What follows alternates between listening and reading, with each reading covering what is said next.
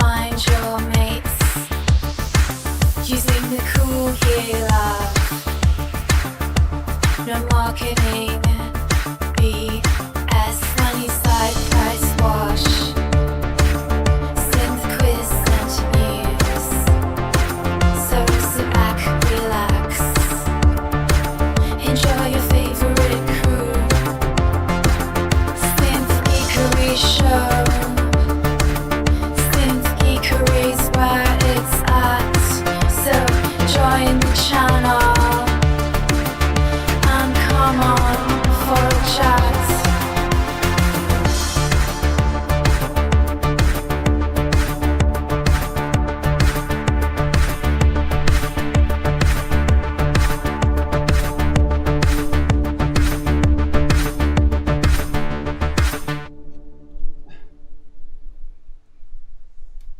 Hey, hi everyone, welcome to another episode of Synth Geekery Show. It is Saturday the 21st of March 2026 for those who are watching this on replay, and we are streaming live from Perth in Western Australia.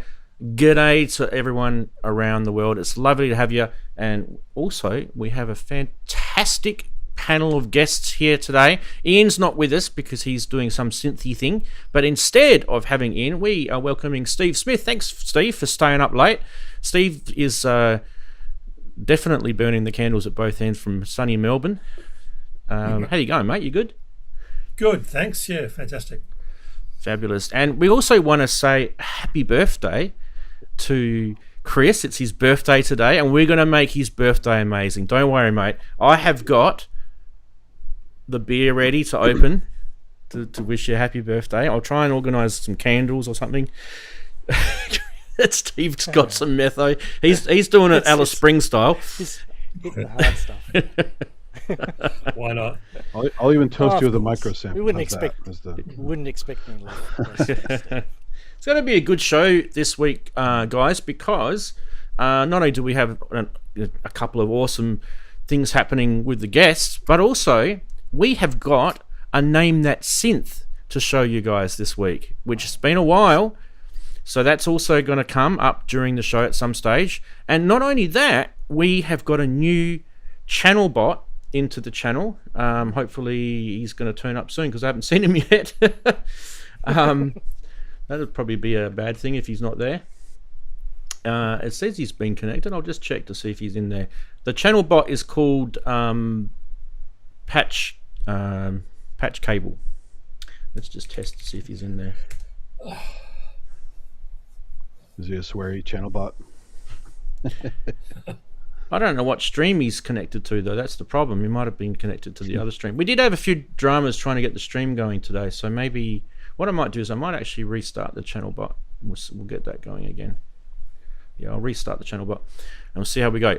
So yeah, we are trying out a new Synth Quiz bot, which is a little bit of software that I've written to actually help us run the Synth Quiz. And what that bot will do, we'll get into it a little bit more detailed, but it'll keep records of your Synth Quiz guesses, and that means I don't have to scroll back and find out who guessed what at some random point in the show. So that's going to be cool fun to test him out and see if he's going to do a good job.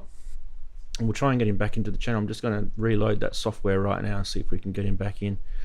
Yeah, we had some. I don't know what was going on with Streamlabs. It decided to start a new stream, and some people were disappearing over to that. So hopefully everyone's worked out this is the stream I published anyway. The one that you guys are watching is the published stream, the one that I put in socials, the one that's on our Discord. So this is the correct one. We're also trying out the vertical. Let us know in chat if you guys are watching it on vertical mode right now. So that'd be cool. Yes, I can actually see the chat now. So let's see if the bot's working.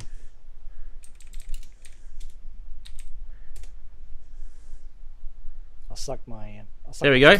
Patch Cable Bot is in the chat, guys. That's our new. It's not so now. No longer is that going to be spamming stuff out under my name.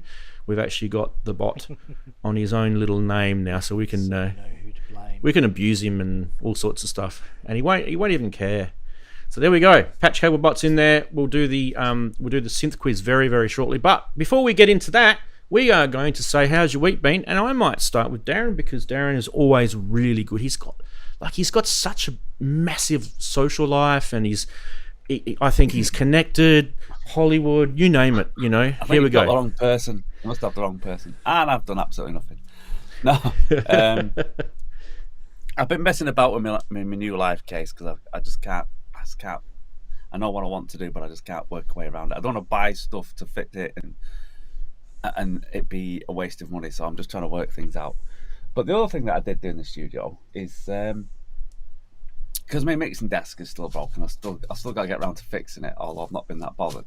I needed a mixer on the other side, and I was going to get one. I thought, oh, God. You know, I like a rack mixer just to take off some of my synths that are up along here so I can patch them down. And I thought, oh, I don't know that I've got any cash to spare. And then I went, wait a minute, I've been sat on here on the good old Roland MX1. So, pull out the dust.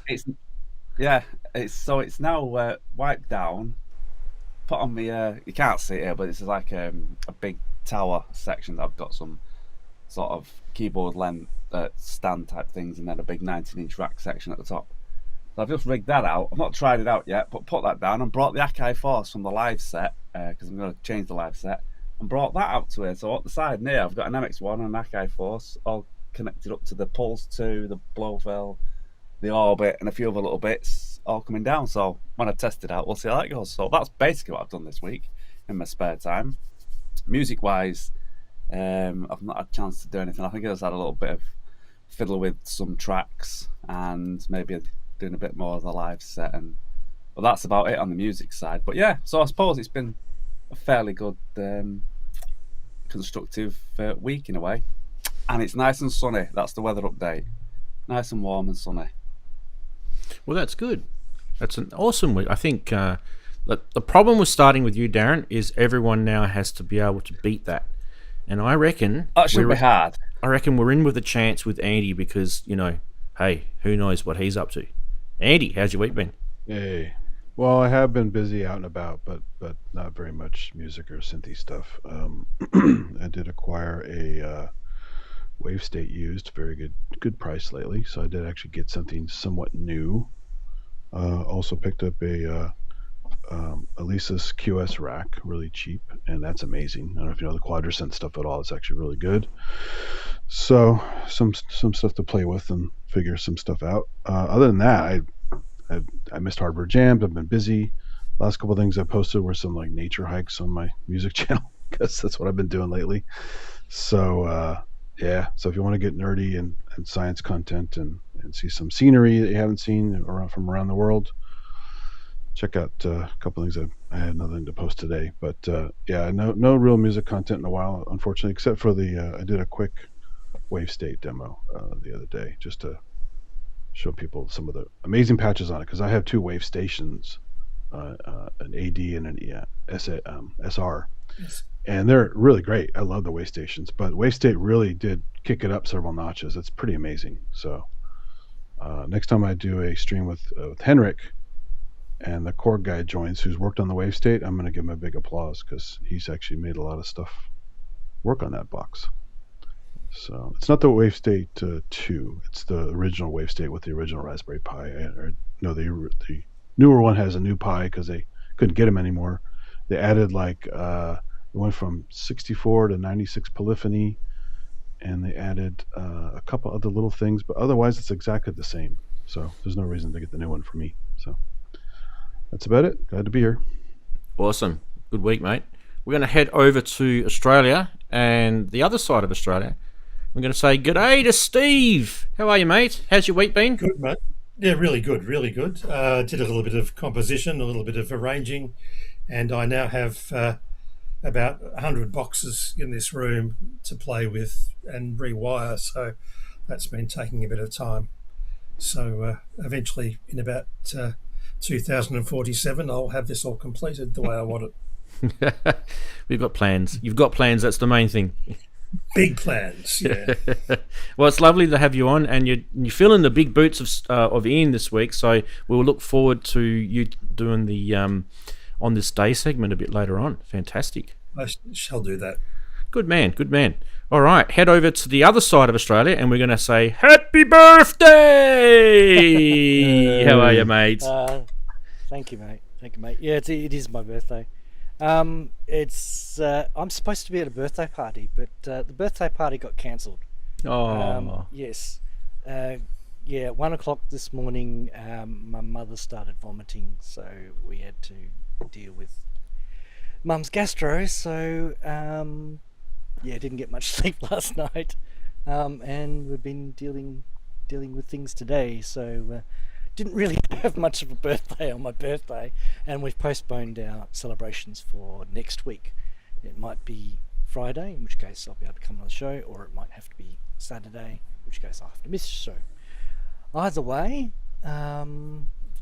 we'll celebrate then, and I'll be able to tell you what goodies I got, because I now know that there's definitely some synth-related items in there, because people kind of couldn't not tell me about them, because they thought, do you need it?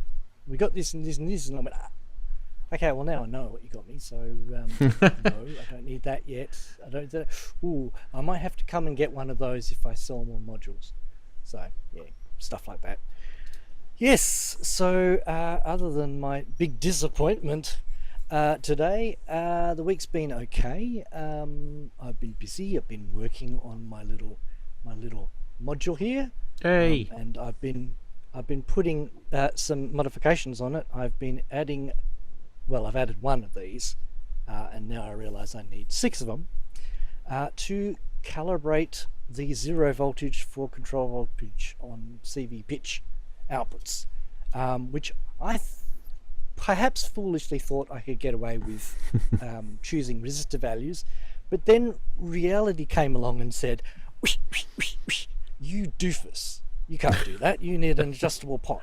So I said, well, okay, I've been schooled, so pots are going to be going on there, and I've just got to work out how to retrofit them to the prototypes, but obviously the final version will have potentiometers on their little trim pots to zero out all the supposedly 0 volts per octave outputs.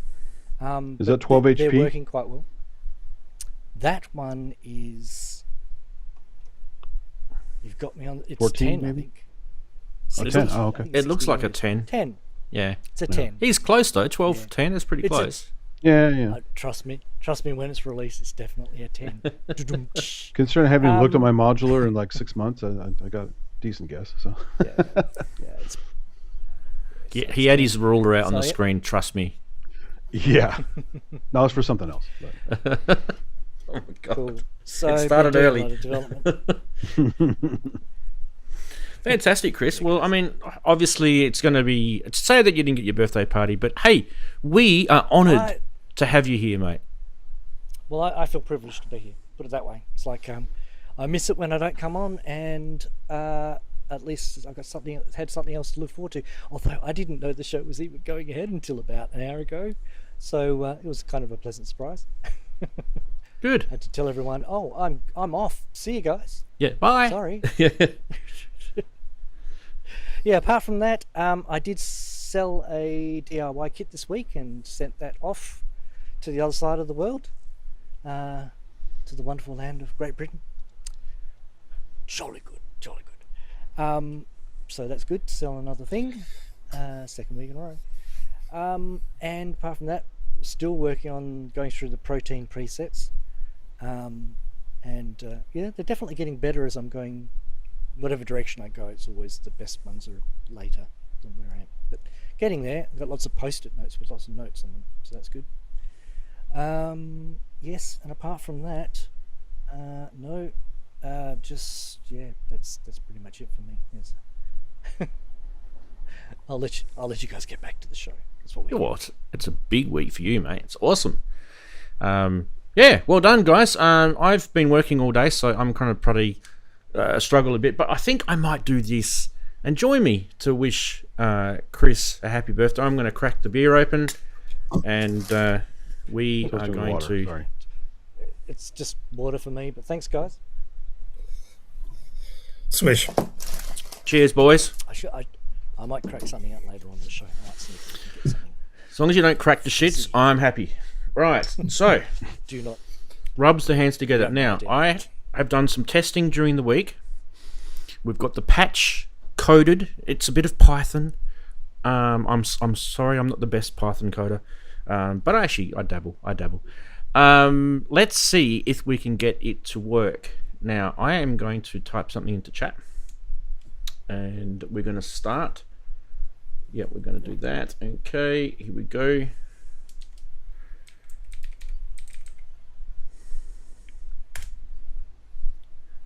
I've entered the start quiz command, and we'll see if patch cable comes back and replies. Let's see what happens. Yeah, here we go. VCOs are warm. 3 clues incoming. The quiz is open, and you know what that means, guys? It means time to play this.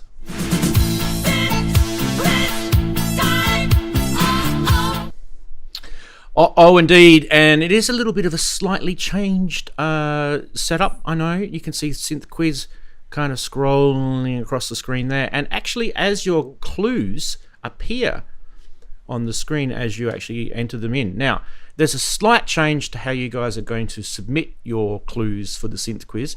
So what I want you guys to do, when you are ready to put your guess in, you are going to type in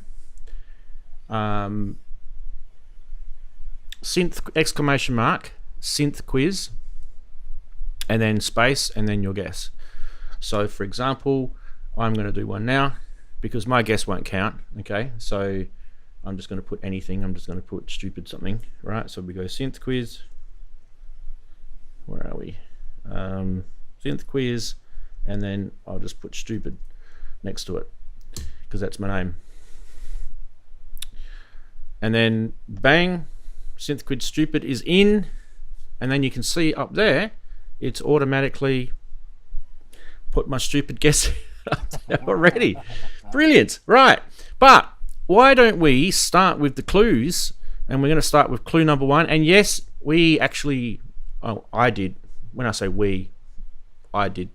Well, actually, someone else did as well.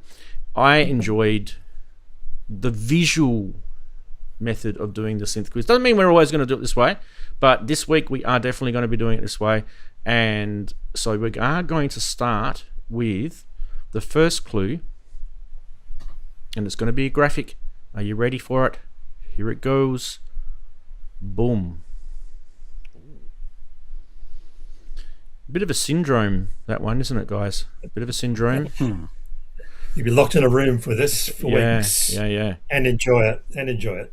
All right. Well, we are going to get rid of those 2 graphics, and we're going to go back to that. But as the Synth Quiz guesses come in, you go, by the way, anyone who puts the Synth Quiz guess in, and like Bicky's done, testing not an answer, that one is your answer, because if you try another one, it's actually, the bot is actually smart. It's going to say slap, bad luck, you've already put your guess in. Doesn't matter, Bicky. You can blow your guess this week. Just have a little play with the bot. Fantastic. Right. We are going to get on you, Steve. We are going to get stuck into the rest of the show. And I think what we'll do first is we're going to say good day to the chatties, because I think a few of them have arrived. Now, do apologise for the delay in getting the show up. We weren't sure whether we got it this week or not, but we did. And that's the main thing. We managed to get a show up and running. So, you know, well done for you guys, chatties, who are actually, I don't know whether you guys are for life and you've just decided to join us. It's great, though. Or if it's like me, that you literally do everything at the last second. And I think that's a great way to live. Seriously, it's a great way to live. So anyway, very nice to have you all. At the moment, there's about 30-odd people there. It's pretty good. It's a good start. We'll work that. We'll work with that. Okay. We are going to do some funny side stuff. And let's go with this one.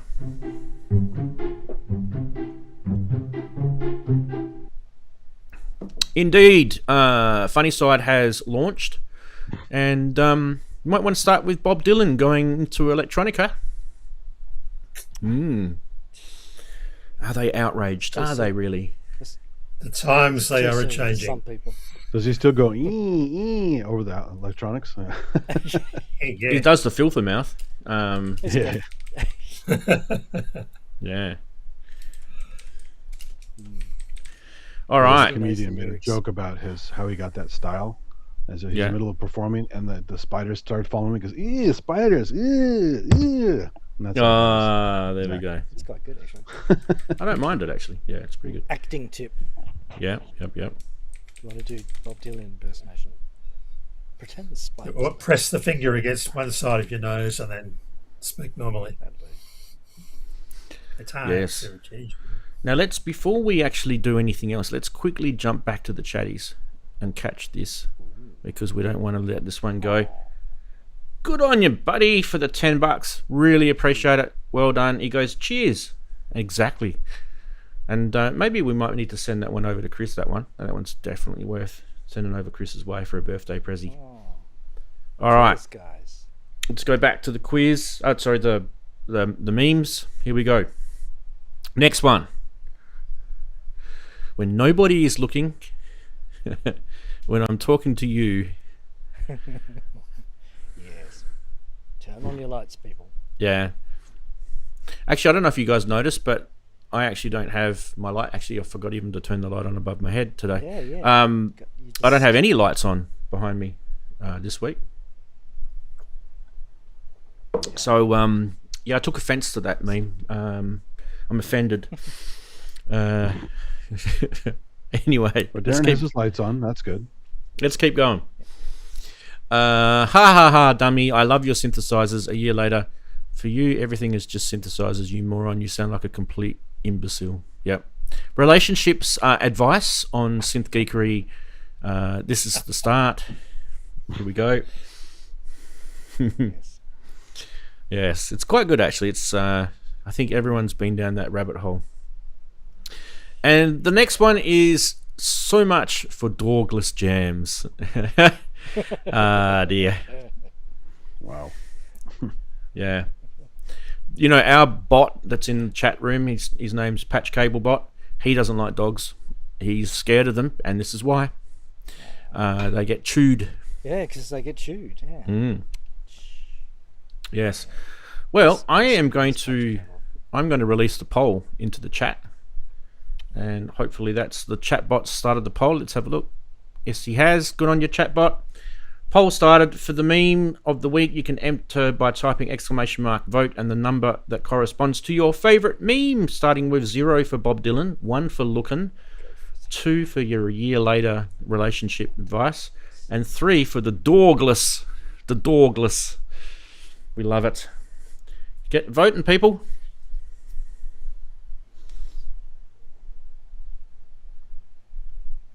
We need like interim music for the voting. Don't worry, we can keep the voting going. Good thing there's only 12 to 15 volts. The dog doesn't get shocked. So Yeah, unless you've got some sort of circuit problem happening, right? yeah. Yeah.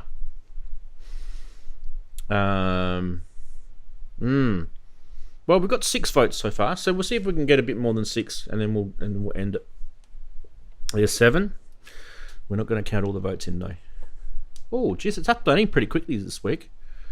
What do you guys think of Patch Cable Bot? Are you guys happy with him? It's better than me spamming the channel, isn't it? Yeah, if it keeps it easy for you to keep the show going, that's a good thing. as We well. need a little guy like Clippy to represent him, though. So Yeah, that's a stretch goal. When I can Ranzee- change the icon. you know, I can do that. Yeah, Python, send me a that's JPEG or a PNG or whatever, and I can change the icon. I've just got the Synth Geekery logo instead there. of Clippy, you get Patchy. Yeah, it'd probably be quite nice if he came up on the Vicky screen. hates him. He said Vicky doesn't like him. I think it's because he told him off before.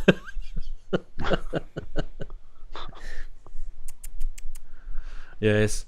Well, we've got 7 votes, and it's actually almost a tie. So if someone wants to put another vote in, we could almost have a tie. It's between 2 memes. Otherwise, one's going to win it. I'll wait a second or 2. 2 memes. It's not like Siri. You can eventually insult it enough, it won't talk to you. Have you tried that before? Did you say bad stuff to Siri? She doesn't answer. I literally I read all this stuff about like She sucks. you know, bots that answer people and things like that. I know we're not going to do that. Yeah. It's cheesy as hell. Cheesy as hell. All right, we're going to stop the quiz. I don't think anyone else has voted, so we're going to stop the quiz, and we are going to reveal the winner. And Patchbot's going to tell us. No more voting. Douglas won with 4 votes. That was a low vote count that way this week. Oh, well, it doesn't matter. We've still got a winner. So there you go. If you're wondering which one it was, I'll just quickly show you again. There it is there. Don't let your dogs near patch cables, people, because that's what happens. They get chewed. I wonder if that dog's called Patch or Chewy or something. Yeah. Anyway. If it can't be patch dog, it's already taken. Yeah. We should get like another, like patch cable bot, and have the dog bot in there or something. Patch the dog and kick the cat, I think, are the 2 names you need. Yeah. Why don't we do that? All right, let's do some news.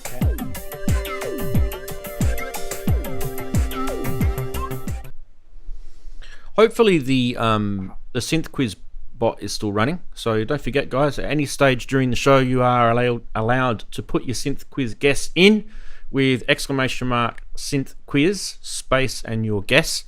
It will only accept your first guess, unfortunately, guys, but it doesn't matter. You can always log in as someone else, Most people have multiple handles these days on YouTubes. Anyway, starting with the news this week, we have got the ALM, I don't know how to pronounce that, Quad? I definitely know how to pronounce Gigaslope, but that second, Oh, Quaid, like Total Recall. Quaid. Yeah, or Quaid, first name Dennis. The dude with the dude in the chest. Yeah. Let's not do jokes anymore, Randall. You are so bad at it. Right, we do have a video, and I feel like the best thing for me to do is just play the video. Now, it's we aren't going to play the 12-minute video. We're just going to play the intro, so hopefully that tells us enough about this thing. Let's go.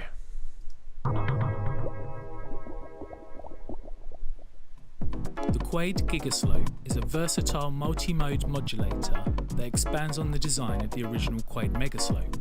It includes 4 independent slopes, each of which can be used as a multi-stage envelope, flexible LFO or sequencer with quantization and per-step slides. Up to 13 freely configurable stages per slope make it possible to create envelopes, LFOs or sequencers with completely independent, overlapping or entirely matching ranges.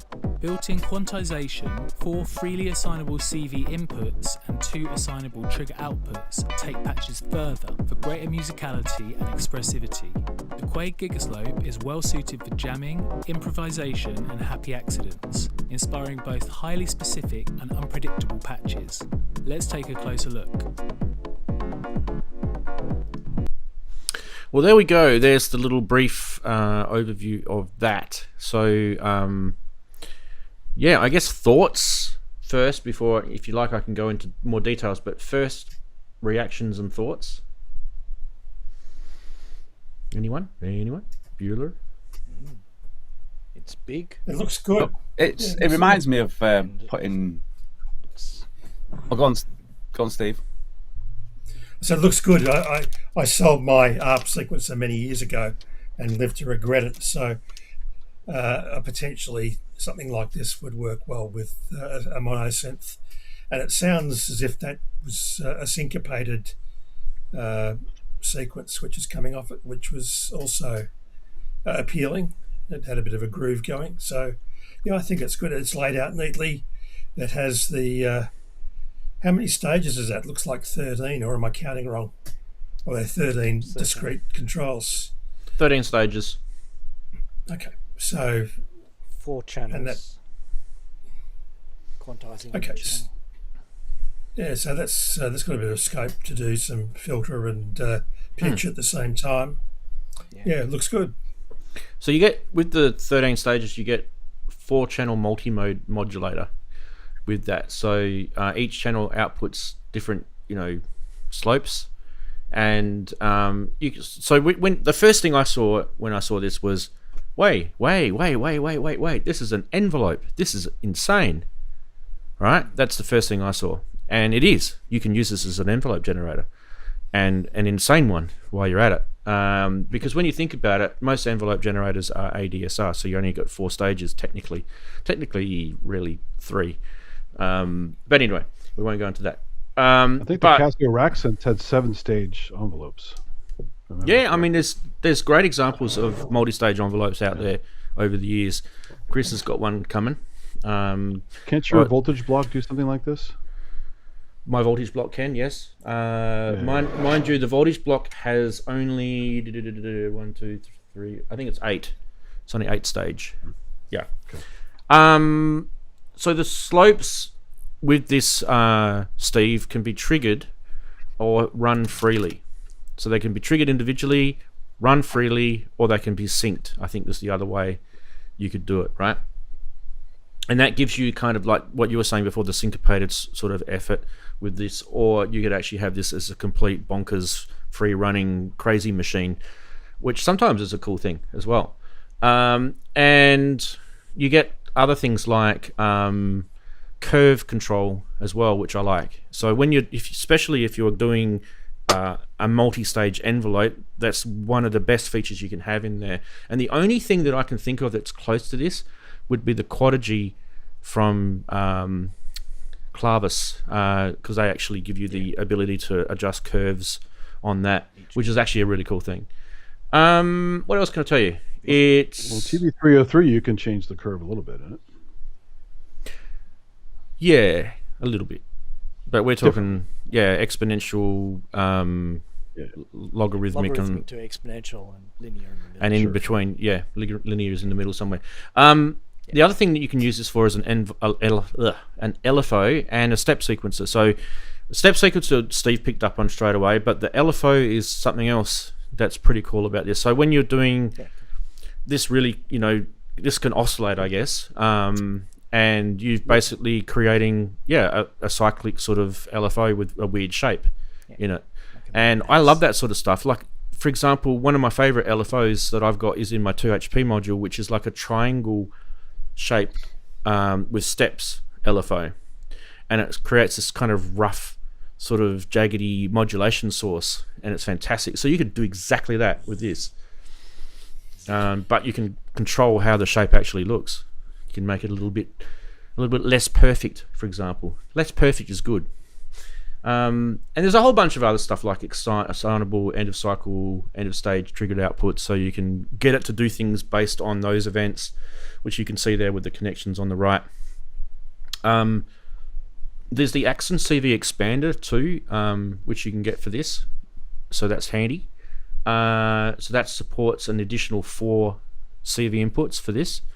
And USB-C connection for drag and drop firmware updates. A lot of the ALM busy circuit stuff is really high computer science backed stuff, because the guy that runs ALM, that's his background. He's very, very good DSP programmer. Price, I couldn't find the price. Where are we? Me neither. Couldn't find the price. So anyone, just by the way, I've only just come across this today with limited time, busy programming Python. If anyone can quickly Google the price, that'd be great. Chuck it into chat. We can keep talking about it. Darren and Andy, you guys want to have some comments about the Gigaslope? It's called Quaid because of the 4 layers. Yeah. Go ahead. No, I was just going to say it's a bit like putting a couple of mutable instrument stages together, but only similar. Yeah, so, bits of it. It's, bits of stages. Yep. Yeah.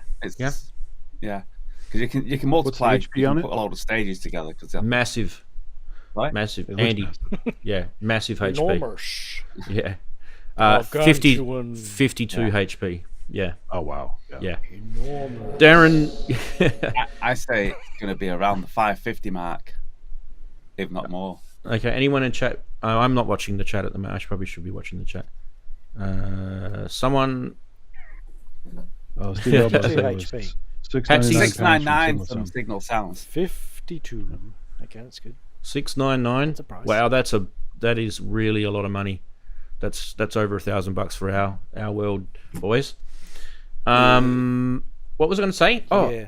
the quantizer. Oh my god. That was the other thing that I forgot to mention. It's got a quantizer built into it, which doesn't surprise me, but it actually has 19 different scales, Steve, in the quantizer. Wow. That's extensive, isn't it, really, when you think about Yeah. that degree of complexity? And the other thing is, too, that it doesn't have to apply to pitch. It can also apply to filters or whatever else you want. So Yeah. it's got that huge Quantized. potential to... Because I'm thinking I've got a 2600 that probably needs something like this to drive it and do some random and sort of spacey stuff. So This Yeah, would be it looks good. amazing with an ARP 2600. I completely agree. I mean, if I had a spare 1,400 Aussie dollars, I'd probably get it. It says it says 11, between 11 and 12 Australian of your Australian dollars, sir. Okay, Not including shipping. not including Yeah, over GST $1,000 either, for us and import Yeah. duty.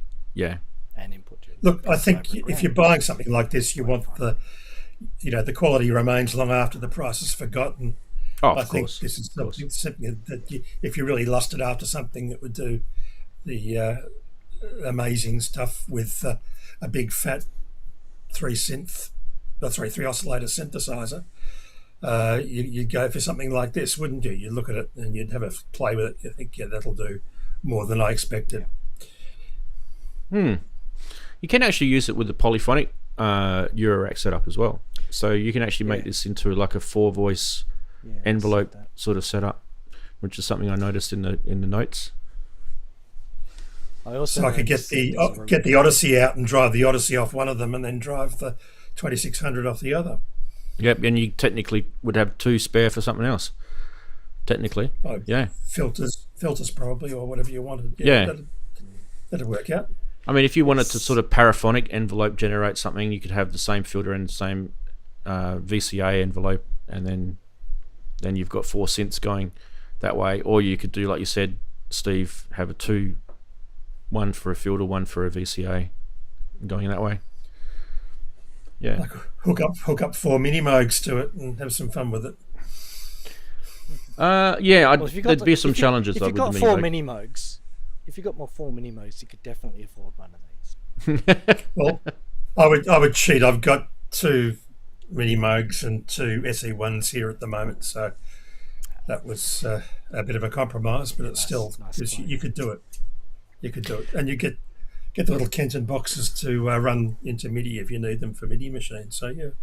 I actually would probably say if you were to buy the 4 Behringer Model D clones, it would still come under this price. Oh, I dare say it would. Yeah. Again, that's a new versus old question, isn't it? Yep. Absolutely. But if you have a little Kenton box like that, I mean, even that's about 400 Australian dollars. So, I mean, that's just to do CV to MIDI. So, we're not in the cheap end of the price points with this product, but it certainly looks like it's got a lot of scope. And I think you're looking for that functionality to expand what you're doing. Excellent. You just hope your Model Ds come calibrated from Behringer, because a lot of them weren't. So Yeah. Well, I had a Moog that wasn't, so that I eventually got rid of. But so you get good and bad and everything. I think that's independent of the design. You're designing yeah, stuff. but to keep the cost down, they don't do a lot of QA. It seems like there's a lot of issues. Oh well, they're built for speed, not comfort, I suppose. Absolutely. Yeah. All right, guys, let's head on to the next product. I'm just going to pop Steve off for a sec just so he doesn't cover up the video. Nothing personal, Steve. Right, next is the same company have also released another module called the FM Co, which is a FM voice for your modular. And there's video, of course, because these guys do great videos. Let's watch the video first. The FMCO is a compact 2-operator FM synthesizer voice designed with fun and immediate playability in mind. It produces a wide range of digital FM sounds, from bright melodic leads and rich chords to deep basses and percussive atonal clonks.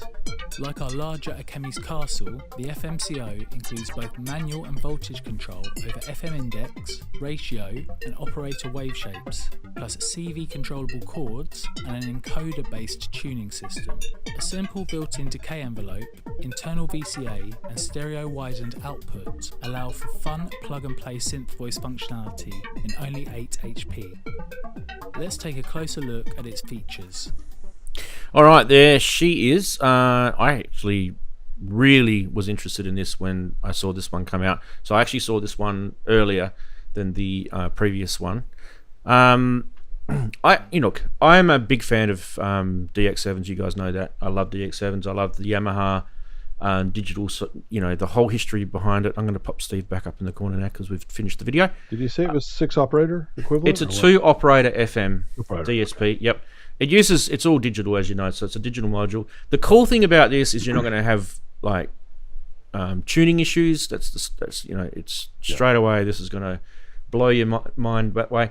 The other thing I liked about it though is, by the way, Chris, 385 Aussie dollars was the price. Yeah. So we'll get that one out of the way. 2 operator FM, which I said, Andy, but it also has an 8 operator wave shape thing on it as well. So it's kind of interesting. I was kind of to that with direct and CV control with the attenuator. I actually thought that was kind of very, very interesting. I think I'd rather get there at Kemi's Castle because it has more stuff going on in it. Well, this is built like a scaled back version and a more direct, get the voice, get it playing type thing. Yeah, Don't you have that one, Daren? You have a Kemi's Castle? I've got a Kemi's Castle. Yeah, it's like they've taken like a lot of HP, but it's kind of cool. Out and do it a little bit. Yeah. Once again, it's got USB-C connection on the back. Firmware updates. You do have like a lot of control still on this. I know the Kemi's Castle is a bigger, expanded version of this, and it's probably older in some of its features as well because it's been out for a while. Yeah, it's older. This is just 8 HP, so this is a very typical ALM module. The layout is very typical. The boldness of the way they present their gear is, if you look at the video before, you would have noticed a lot of their modules have that sort of look and feel to everything. You've got the grey with the blue buttons and the bold fonts, and it's just their sort of style. I don't particularly mind it, but I think Pamela's new workout was the one that kind of was a little bit of an outlier. When I bought that, I thought, wait, is this not an ALM? Okay, it is an ALM. Okay, so but they've brought the new one, the Pamela's Pro workout. Yeah, part of the family now. Yep. Anyone want to translate 385 Aussie into US? I mean, I can do pounds. You just divide it by 2. That's pretty easy. So divided by 1.6. Oh, we're going 1.6 now, are we? 1.6, are we? Yeah, this week. Yeah, I think it's been between 1.6 and 1.65 for the last 12 months, hasn't it? Well, for the last 4 or 5 years. Yeah, well. Anyway, 8 HP, I mentioned that, didn't I? So it's available now, this one, if you want to get it. I'm not sure if, like Steve said, I don't think this is going to be your value bang for buck price for an FM module for your Eurorack, because I kind of feel that's not ALM's Copa. I feel that this is probably more aimed at the more serious sort of Eurorack adventurer, because it's probably got a bit of a sort of advanced feel to it. I know it, like you guys were talking about the Alchemist being more advanced than this, but if you look what's available, if you go to Modular Grid and look what's available for FM modules, there's a lot more simple with the than this. DX7 patches loaded in it, which is cool. Yeah, well, that's it. See, Braids is basically, there's very little you can do with it, and it's basically, you can just dial in your DX7 Rompler. Yeah, so you just dial in your patch and play it, and there's a slight amount of tweaking that you can do with it. So that's what I'm saying. There's plenty of those modules out there, but there isn't that extra sort of play parameter sort of changing and that sort of stuff. I love the idea of the wave shaping on it. The chord mode on it is cool. So all that sort of stuff is pretty cool. Do you know if the wave shaping is before FM or after FM? Or can you put it in different places? Well, it's operator based, right? Yep. So that would be algorithmic. It'll be algorithmic. So you'd have to probably have a look at the manual to find out how the algorithm sits together. It'd be cool if they had an input, so you could do like an SY99, use a sample as a modulator. So So I was thinking, kind of.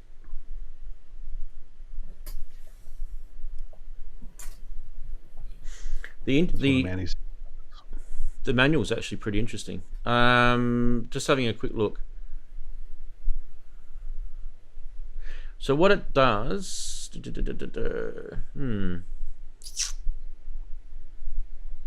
it cycles through for both operators via. So Chris, it's kind of like a operator Yeah. manipulation Like- mutator. Yeah. So it's probably more like subtractive in that sense. Kind of more like the SY series, like Oh yeah. Andy was saying, because that had different. Yeah, even the TX81Z had another 7 or 8 waveforms on top of. yeah, instead of the just old sine sine waves, yeah, you had other was the only choices. thing. Okay, yeah, good point. Yeah. The decay is interesting. You can actually trigger the decay input. So it's almost like it's got a little VCA thing going on there, right? Yeah, that's starting to become pretty common with the ALM modules now. Like, I noticed that, I've got the ALM MCO Mark II, which is Yep. their sort of all singing or digital with the screen. And yeah, it's every single sound engine you choose. You know, they give you all different envelopes for them, for VCAs and filters and stuff. So I think they kind of got that.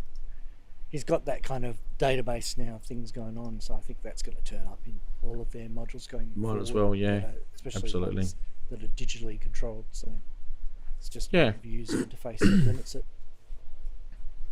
Yeah, it's good.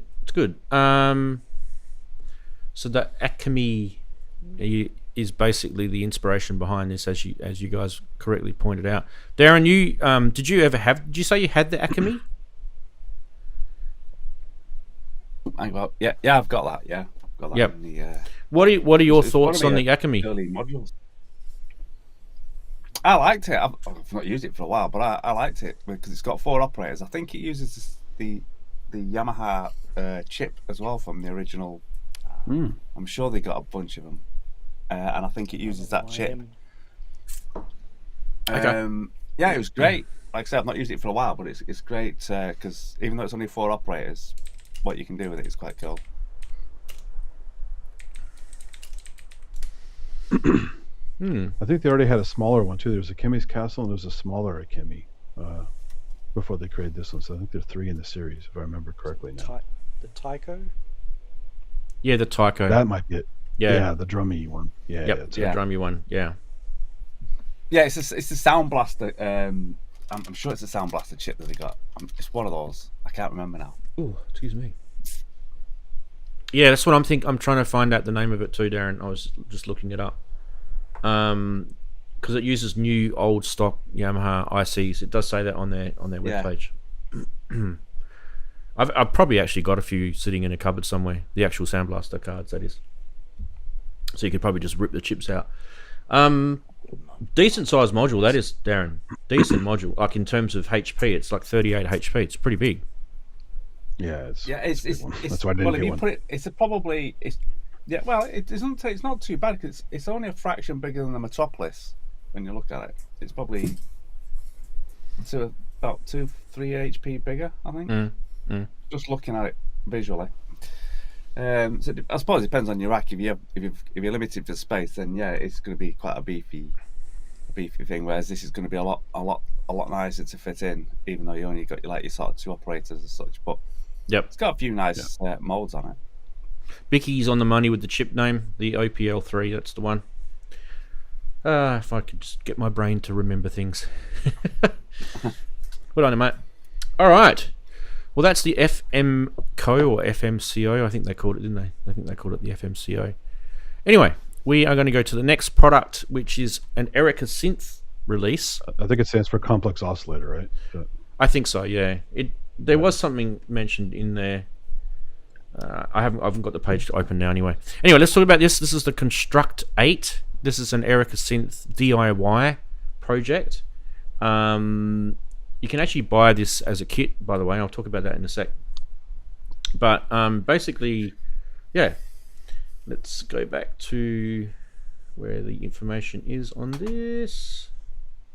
It's a DIY drum machine that teaches you circuit design, and basically you've got a whole bunch of drum modules up the top, and you've got a sequencer in the bottom, and a few other bits and pieces there. I'll show you the video in a sec.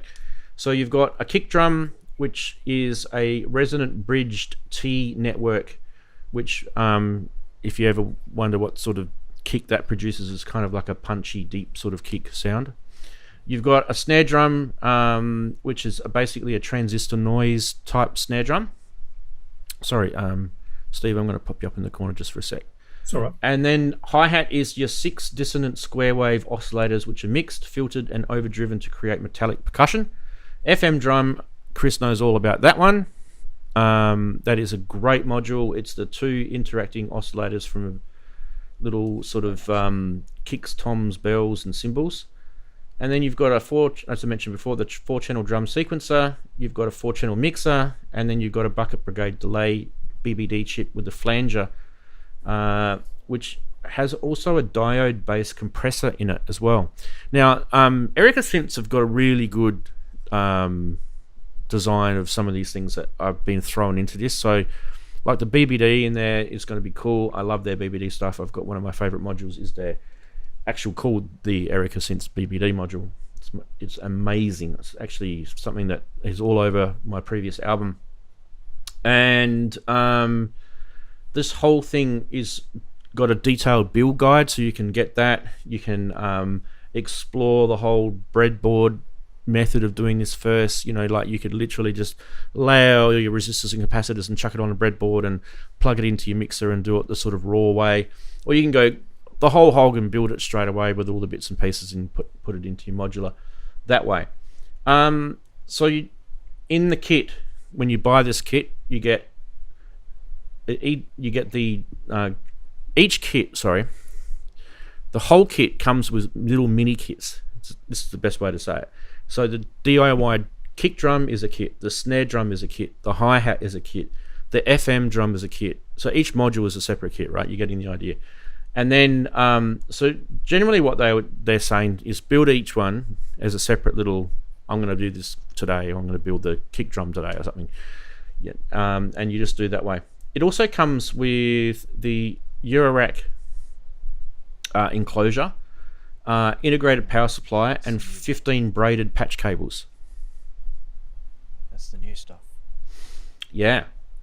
So price is 490 euros. I'm going to play a video. I'm just going to disappear, Steve, for a sec so we can get the video to pop in. There we go.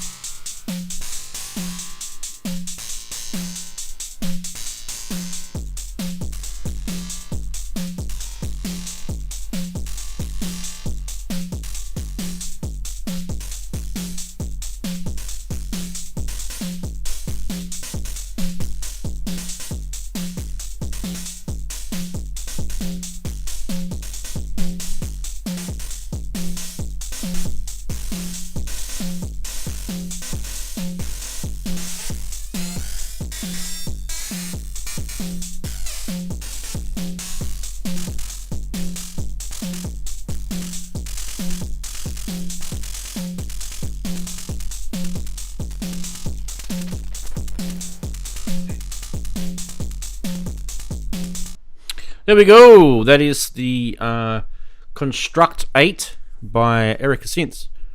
Pretty awesome looking thing, I think. Pretty awesome sounding thing too. Yes, you could probably buy a whole bunch of different modules and kind of get the same sort of result.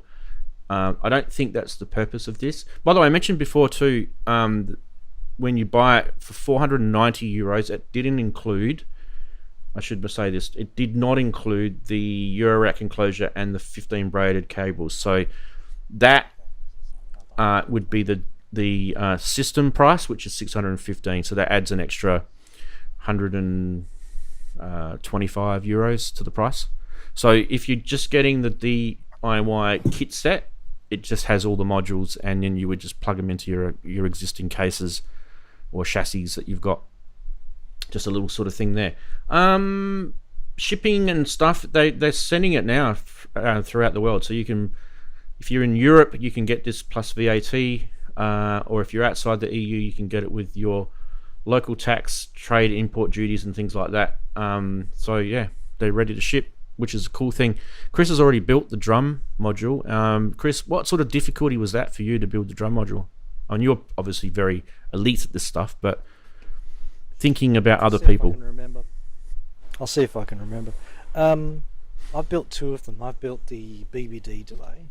Oh wow! And the FM drum. The FM drum was pretty easy. In fact, for me, it was like handling more discrete components than I would normally. So it's kind of novel. No. And the circuit board's a little less kind of rigidly laid out. It's a bit more organic, which some people might enjoy, some people may not enjoy. But, no difficulty. Pretty easy to follow, pretty easy to solder together. So yeah, not huge difficulty levels. No huge sort of difficulty lining up front panels and stuff. They tell you the right way to do it. So and Erica Synth's panel layouts are always quite liberal. So it makes it quite easy to build. So yeah, no, I'm cool for that. I haven't built any of the others though, so I don't know how complicated they get. I'm thinking particularly the drum sequence. It looks a bit tricky with those switchies. Do they do socketed ICs, Yes. or you directly connect them? Socket ICs. Yeah. Okay. There's not a hell of it doesn't use a hell of a lot. In fairness, it probably uses about 50-50 ICs and transistors. There's a lot of transistors and diodes. That's one of the cool things about Morton Klein's designs is what these are. Morton Klein's designs, and he's been doing this work with Erica Synths for quite a few years now. And on his every single one he releases has a great video on his website, and they're basically the Bibles, the manuals for when you build this. It's kind of a logical extension to turn this into a whole kit, and I dare say probably two-thirds of the way through someone went, you know what, we're heading for a kit, aren't we? Okay, when we get there we'll make it a kit. So it's kind of a logical progression to turn this into a package, but they were each released individually, and sort of maybe the last two or three started to see a connection between them and the direction they were heading, and you're trying to create a complete machine, aren't you? It started to become a bit more transparent, but that's okay. The way it started out, way before, you wouldn't have thought it was heading this direction, but yeah, no, it's quite cool. And interesting to note about the drum sequencer, by the way, the drum sequencer isn't a TR style drum sequencer. It's actually it's more like what Rant would play with, where you actually hit the keys and it remembers the keys you hit in the sequence in time, and it just basically stores that. I think if you turn off the power, bye bye. But so it's no computer. It's just the discrete chips that do all of the programming. But yeah, it changes the way you interface, changes the way you write patterns and stuff a bit, which is good fun. The drum sounds themselves have given me a bit of a drum brute Arturia vibe, but also not. I guess so. So I'm trying to think, like, what's close to this that's out there already. Probably that, but then again, not. Because these are things, obviously, when you buy these things, you're stuck with the module to generate the tone, and it's really old school. This stuff's been around for a long time. 70s, sort of, not the digital stuff so much, but the analog stuff definitely. And the marriage between some of the the dirty sort of transistor sort of sounds, that almost bit crushy, but not, because they're not digital. So yeah, it's kind of cool. I like it. How long did it take you to Yeah, make one module? Depends on which one. Oh, they're that different. Most Okay. of them, yeah, because I reckon the drum module takes quite a long time to solder, but the other 8, 1, 2, 3, 4, 5, 6, 7, 7, yeah, that'll all be around about the same time, a couple of hours. Sequencer might be a big one. Hours. Yeah, it looks pretty that's what I big. meant, yeah. Yeah, I mean it looks big, but it might be big in terms of time to build. Depends on what's behind on that circuit board. I haven't even looked, to be honest. So, but there's probably some logic in there, Chris. Do you think? Oh, there's definitely logic. There's Yeah. 4, I think it's 4 channels of logic. Four Mm. four So the boards are logic totally registers. naked, nothing pre-populated on them? No, it's all completely Okay. through hole. Nothing in it already. You have to basically assemble everything. Yeah. But as I said, it's all through hole, so it's pretty easy to solder. Well, don't forget too, when you're looking at this, try not to think, okay, this is me thinking I'm a Eurorack guy, I'm going to go and buy a new module. The whole purpose of this guy is to try and educate. So he's coming from an educational point of view, and really, what he, if you watch his YouTube videos, they're friggin' awesome. Like, there is so much stuff on his YouTube videos, but if you ever watch it, he's really big on getting people to sort of just try electronics out. And if you can, it's almost like he goes into sort of like the marriage between the electrons, building circuits, and then all of a sudden now you're being creative and making music, and there's a very big connection between, he talks about this quite strongly, there's a big connection between the two things, which is a lot of pure Eurorack people always talk about. So it's and even like the original the Moog system modulars. I just put his channel in the chat so people can check it out. Yeah, perfect. Yeah, so yeah, Kleiny's good. He's good value. Watch him if you haven't. Yeah. I never heard him actually. I got to check it out. Yeah, it's good. I wonder what sort of overlap there is between this and the Syntrix.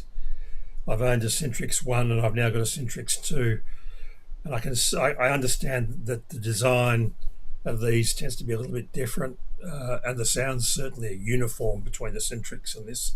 So I think that'd probably be a good marriage if you wanted to do something along those lines. Interesting to see how those two interfaced. Well, obviously it would depend on the inputs and outputs. If it's all standard CV control voltage, depends on the voltage of the control voltage as well, of course, because typically Eurorack may be different to some other systems as well. Oh yeah. Yeah. That was just a question mark. It was my way of thinking, well, how would I integrate this into something I've already got? I like the Syntrix, it's so different. Yeah, I do too. Yeah. So then this would have the same look, feel, characteristics, but also the sounds would sort of mesh in well. I'm kind of surprised that the Syntrix isn't across a lot more music that is, out there. I mean, it's probably is. We just probably don't hear about it as much, I guess. But it's got a bit of uniqueness about it. In sense, even still today, like you could write an album and put your Syntrix stuff on there. It's kind of a cool thing, Well, it's telling that Drew Schlesinger, who owns a real EMS unit, has also Syntrix and he likes it a lot. So. Well, I like Well, it too because I feel like some people just don't gel with a Synthy or a VCS3.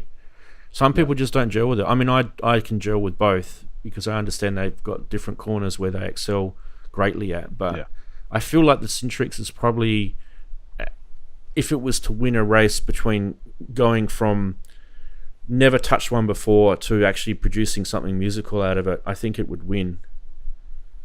Definitely. I think also you've got a totally different interface, like the user interface on a synth is unlike anything else that's out there pretty much. I'm not just talking about the grid panel. I'm talking about the layout of the oscillators and the inputs and output concept. It's a totally different design thing. But Jean-Michel Jarre likes his Syntrix, so Yeah. there's an endorsement from someone who used a Synthy back in the day. I'm happy to be cheap and use iVCS3 on the iPad, so I've got that too. That's very good. it's excellent. Yeah. It's kind of funny though, because you can, I don't know, you can achieve the same thing with different things, and some people wouldn't even be able to tell the difference.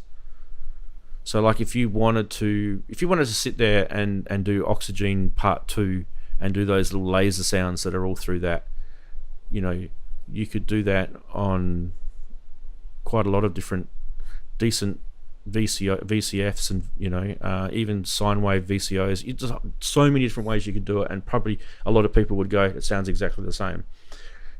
Probably to the point where as long as you've got like a cyclic envelope happening, you can achieve the same result, right? So I can understand why people gravitate more to things and less to other things, and I think it's purely just a user experience. It's what they feel it's easy for them to use. They'll gravitate towards it. Well, some people like the long learning curve and some people like a short learning curve, and that complexity can deter some people. So I guess that's another consideration. Yeah. And of course, the original hardware has cachet. People go, "Ooh, I want that because it was used on this and that." So, Well, yeah. I mean, I've chatted to so many people over the years who have, licked their lips about the idea of owning a VCS3, and then when they finally got their hands on one, they go quiet, and you can tell they go quiet.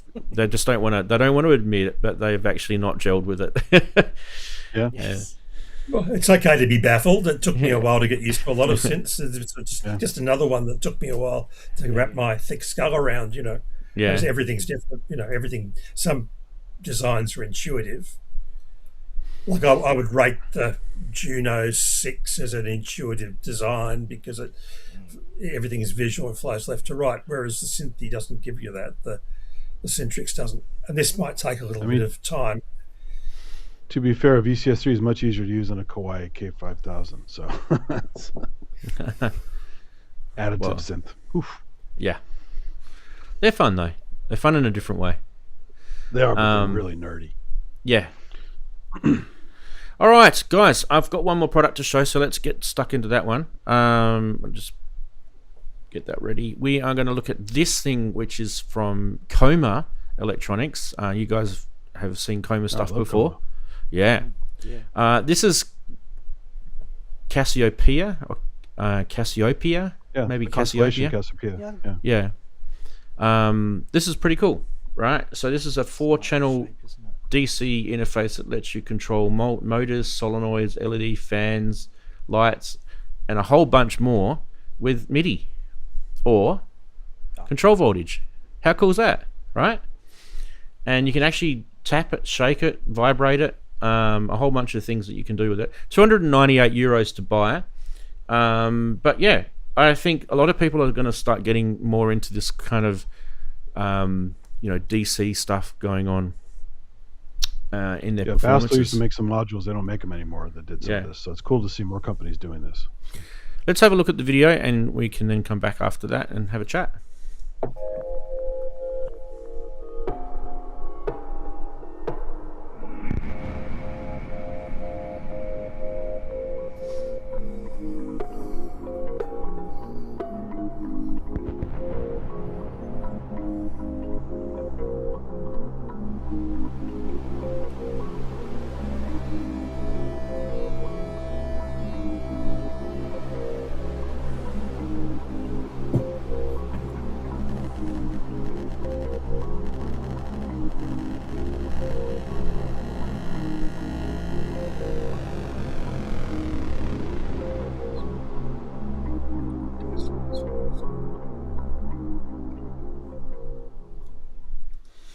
Very, very, very cool, interesting sort of video there. It probably didn't tell us a lot, did it, guys? But there you go.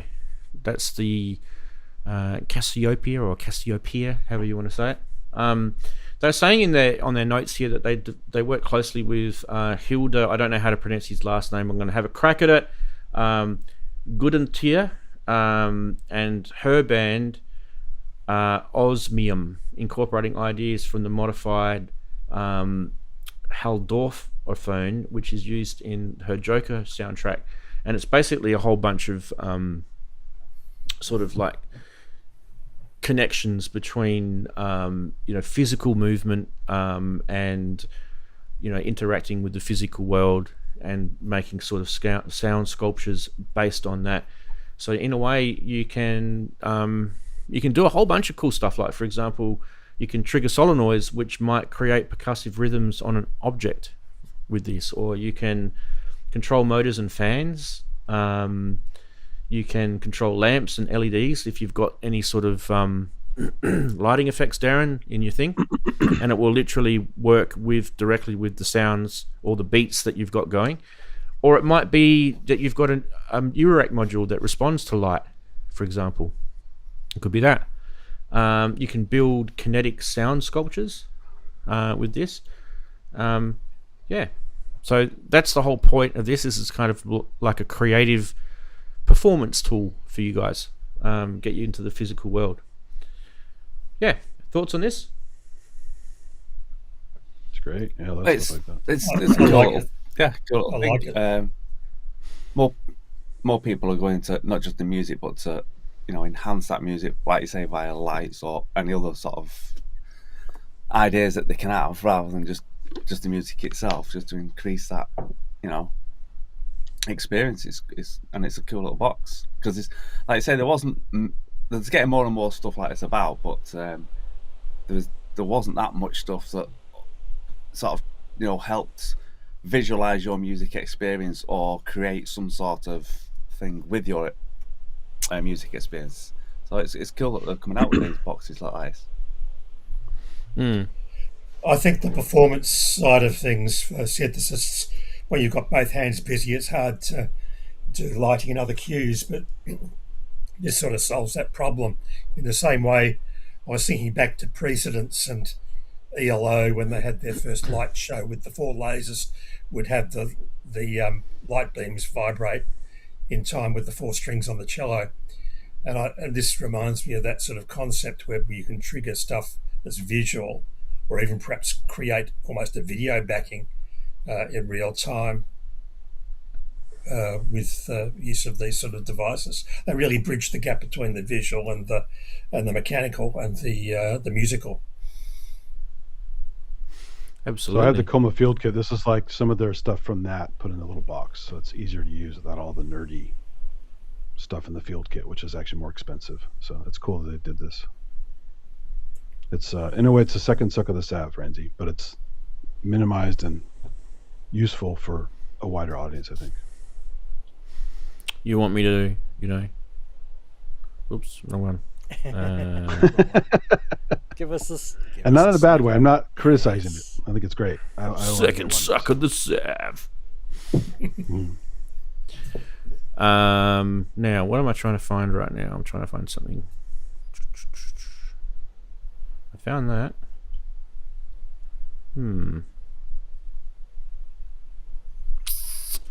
Okay.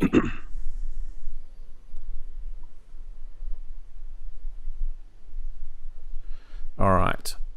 We are finished with the news, guys, and what I think we might do first, before we get stuck into anything next, is I think we'll go back to the synth quiz. Let me just take Steve off for a sec, otherwise he'll stay up there like I've blue tacked him to the top right hand corner.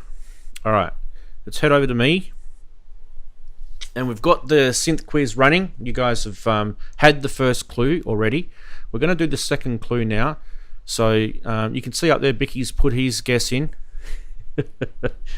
He doesn't like it anymore. He's unhappy because he's blown his guess. But he got to test it out, mate. That's the main thing. All right, so let's go with. We're going to go with the second clue, and the second clue is this.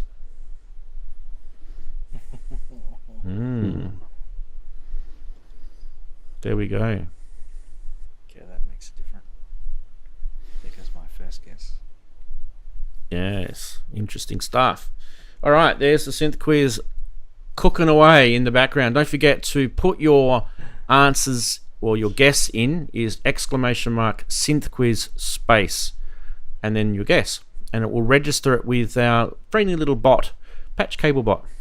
He's in the chat. Say get out of Patch Cable Bot. He'll probably just ignore you. Actually, I would call him Patchy, but it turns out that was a character in SpongeBob SquarePants, Patchy the pirate. So Patchy the pirate? Yeah. Oh, okay. SpongeBob character. Wow. You know what we haven't done for a heck of a long time, and it's only because I've just been waiting, and I've been patient, and that is a Name That Synth. And here we go. We've got a Name That Synth.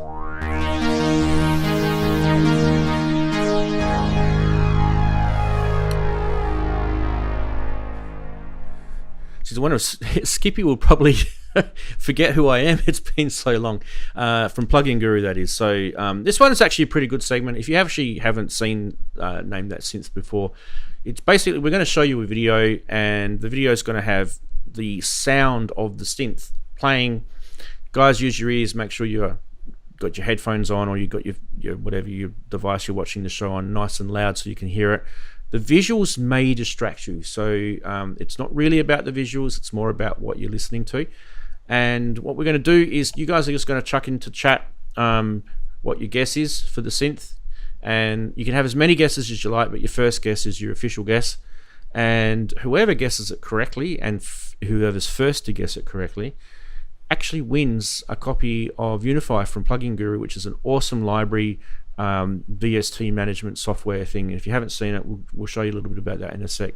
So let's go across to the video, and we're going to get that cracking for you guys, and you guys can I'm going to mute everyone here so we don't have any distracting sounds in the background, and you guys can see if you can guess what it is. Here we go.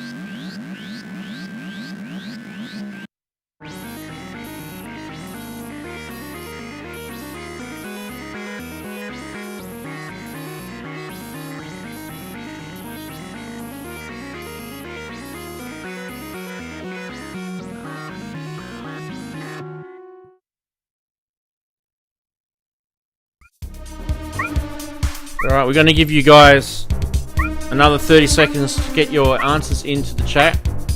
Put your answers in, and I'll let you know who did that Name That Synth in a sec.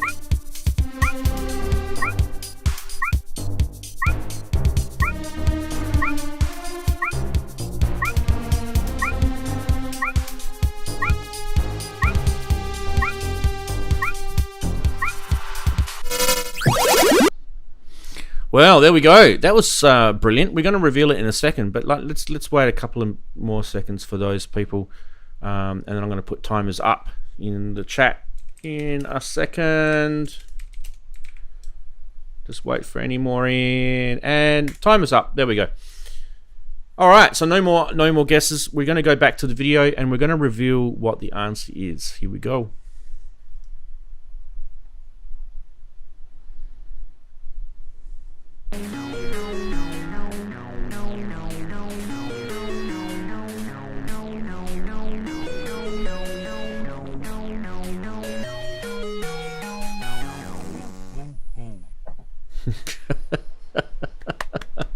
That was brilliant. Wow. Nice. All right, if you're wondering Yeah. who here has a shitload of rack synths, I Already knew from wonder. last week. He said he was going to submit one, Someone so I who already knew he didn't- was going to do Someone it. who so. didn't submit an answer, strangely enough. Well, it's not Steve. Steve, it could have been you, mate, but It could yeah. It's actually Wags, if you're wondering. He's the culprit this week. Well done, mate. Excellent little video. And did Well anybody guess it? Did anybody guess it? The Tasty Chips No. ST4. Tasty Chips Electronics. Nope. That's a tasty chips I've never seen before. Is that a new or an old one? He's got everyone into the GR bamboozled. stuff. Yeah. Yeah. Got everyone bamboozled. I think it's one of their older products, Wags. He's saying that he thinks only 34 of them got funded on Kickstarter about 8 years ago. Yeah, there you go. So, are they the same guy as your Sid Guts Deluxe? Rant, or is that a different No, Synth Guts Deluxe is ALM. alien? Yeah. I did have a Chips. Tasty Chips module for a little while, which a convoluted reverb module that I had from them, which unfortunately suffered the disease of Bad noise. having a DSP chip. You diving? Having a DSP chip too close to something else that created too much digital noise, and they didn't really do a good job of. Oh, I remember you were talking about that a while back. Yeah, you played on the stream. You said, "Listen to this." Yeah. It's all noisy. Yeah. Yeah. So Wags, if you haven't already got Unify, hit me up. I'll just let everyone know how they can actually get information on Name That Synth. It's on the Ranzee.com website. Head over to the Ranzee.com. I'll just quickly go across to the Mac and show you guys. Head over to Ranzee.com, click on under the menu Name That Synth, and then this is information about the segment and how you can actually play it. A little bit about Plugin Guru. We'll talk about them in a second. I'm going to click on their link and we're going to show their stuff. How to play, how to contribute, which is what Wags has done. And believe it or not, it's actually good fun because Wags has now spent a few hours behind that thing and had some fun. Or maybe not. Anyway, Wags, if you haven't filled this one out, go fill this out. This is the winner registration and you can get yourself a copy of Unify from Plugin Guru. We're going to head over to Plugin Guru. I'm just going to quickly show you guys a little bit about Unify. Don't forget, Skippy does a live stream. It's actually not that far after my show finishes. I think it's on. So go to his YouTube channel, subscribe, all that sort of stuff. Basically, Plugin Guru make Unify 2, which is here. And here's a few other products as well. And version 2, it's got a whole bunch of cool new features, but basically it's a plugin host and a synth plugin at the same time, and it can load a whole bunch of VSTs, VST3s, AU instruments, audio effects and MIDI effects inside a easy to use plugin or standalone application, and then you can then patch manage a library with all of that. And he's also got 100 included plugins, 8 gigabytes of samples, 1300 patches. So that's also included in it. Plus, you can also get and download more through his website. And I'm not even scratching the surface of what this software can do. So if you haven't checked out Plugin Guru's Unify 2, do that. Even because he's been a supporter of the show for many, many years. So good on you, Skippy. Thanks, mate, for all your help. And thanks, Wags, guys. Give him a little round of applause. That was great. I think that was fantastic. Yeah. Very nice. Well done.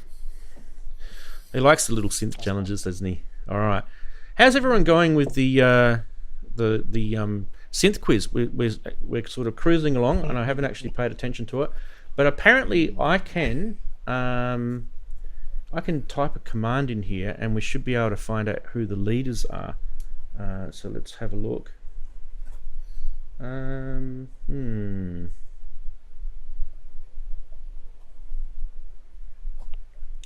we go. Quiz entries. Let's see what it comes up with.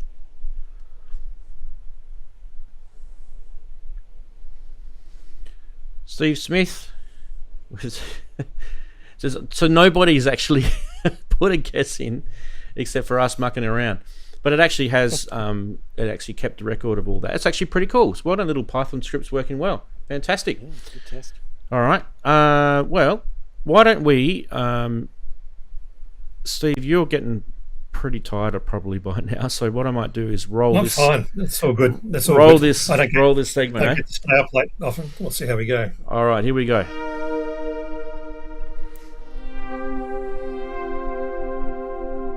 On this day.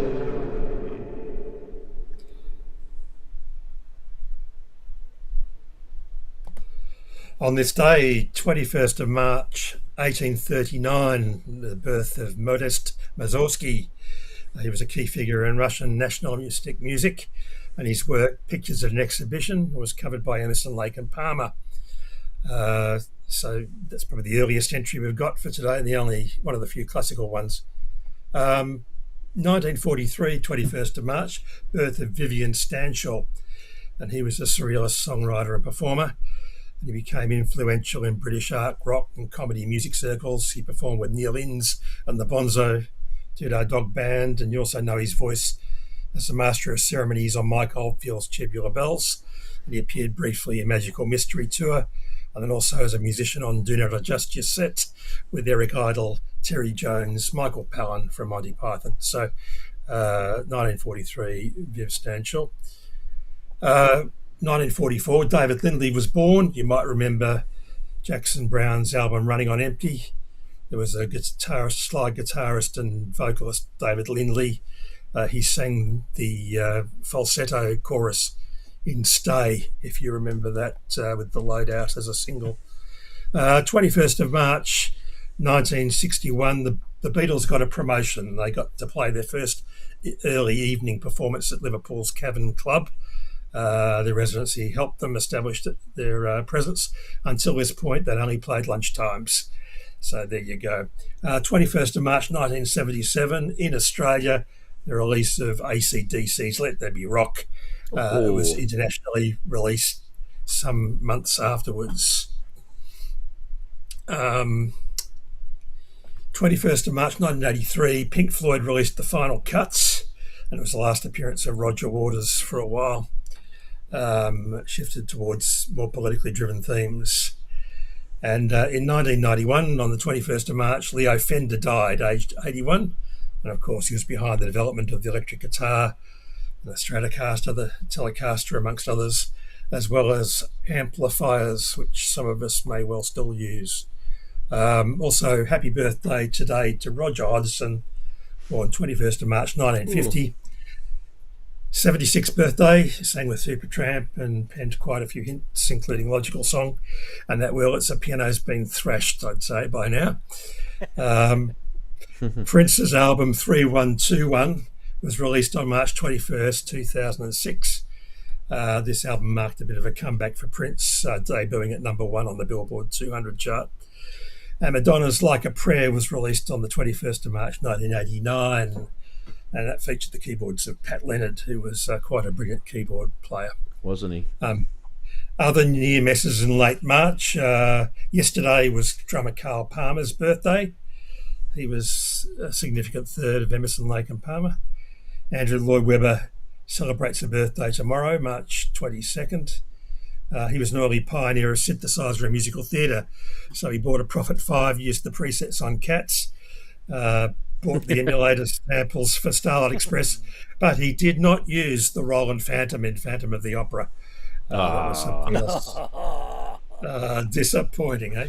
March 22nd, 1989 saw the passing of Gino Passerchio, someone I've never heard of, and one of the earliest musicians to master the Moog synthesizer and present electronic concerts. His performances and compositions helped establish synthesizers as serious musical instruments. Are they really serious? And that's in the experimental and the prog context. And that was On This Day.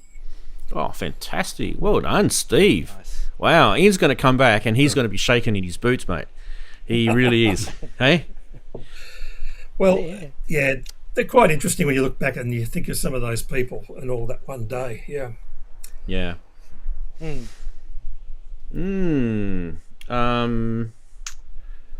Yeah. Was it Roger? What was his name again? Hodgson. Yeah. Hodgson. We were talking about them a couple of weeks ago, I think. So. Is he the singer too? I forgot. Is he? He's the singer. Yeah, one of the singers. Rick Davies was the other one. Yeah. He's but Roger sang Dreamer. The thing, Who's what happened high about pitch? 12 That's the months other guy's the ago, high pitch. Roger's got the high pitched voice. Rick's got the Right. low pitched voice. Yeah. gravelly ones, yeah. About 12 months ago, the Supertramp albums were only half present on Spotify and other streaming services, and on YouTube. The album had some tracks removed, and that was at that time that Hodgson was trying to separate his body of work from Rick Davies. And of course, none of the albums, you couldn't get Crime of the Century, for example, in its complete form Yeah. on the streaming services. But hopefully all those disputes are finished now and they can all sing their little songs to their heart's content.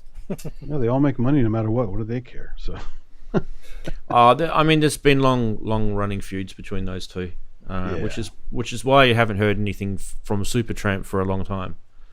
yeah, sure. Yeah, it's well documented. A bit sad, but you know these things happen. I mean, obviously you got to get along. You know, you're a band. It's a bit like running a business, but running a business that's creative is kind of like, you know, two problems to do at the same time. Dear. It's like juggling six Yeah, balls. Classic instead of Rewind three. and satellite radio is playing them all the time. I hear Supertramp constantly. So. Yeah. I mean, the other thing too is, I don't know if you guys noticed, but lately there's been a bit of Annie Lennox stuff popping out on Reels, and I've been enjoying her little anecdotal talks about what she's remembered in, you know, producing some of her tracks like Sweet Dreams. It was quite funny. I was watching and she was talking about how she was in a really bad mood, and Dave Stewart had this uncanny ability to do something amazing with music, and it just literally flipped her around and turned her into this creative person, and they made the track Sweet Dreams, which is funny because it's nothing sweet about the dreams. If you actually listen to the lyrics, it's actually quite a nasty thing that's going on there. Yeah. But yeah, she apparently during the making of that track, before he started doing that famous drum beat, which actually Dave Stewart talks about in another video how he did that. She was threatening to go back to Scotland and live. So it's a fantastic sort of bit of history, those two, and how they produced such iconic music in literally on a shoestring budget with next to nothing, like, you know, the 8-track or 4-track. I think it started with the 4-track, didn't it? Went to an 8-track later on. And you know, I borrowed a synth, or I wasn't supposed to touch that synth, but I touched it, and it ended up on the album. So these sort of stories are so funny. I mean, you hear a lot of it. You hear like people have gone to a studio and there was a CS80 in the corner, didn't know it was a CS80, but they played it and it sounded amazing, and they managed to convince the studio owner to let them play it, and it ended up being an iconic CS80 track on, you know, famous music. But these things happen, right? And even still to this day, you hear stories about bands who are trying to make their way into the world, and you know, they stumble across things. They stumble across people or music or, you know, even art, and it gets them inspiration somehow. So yeah, well done. Good on you, Steve, for that. If they just had a timbre wolf back then, it'd be so much easier. Oh yeah. No Timberwolf here anymore, Andy, so you're all good. Don't worry about it. Yeah.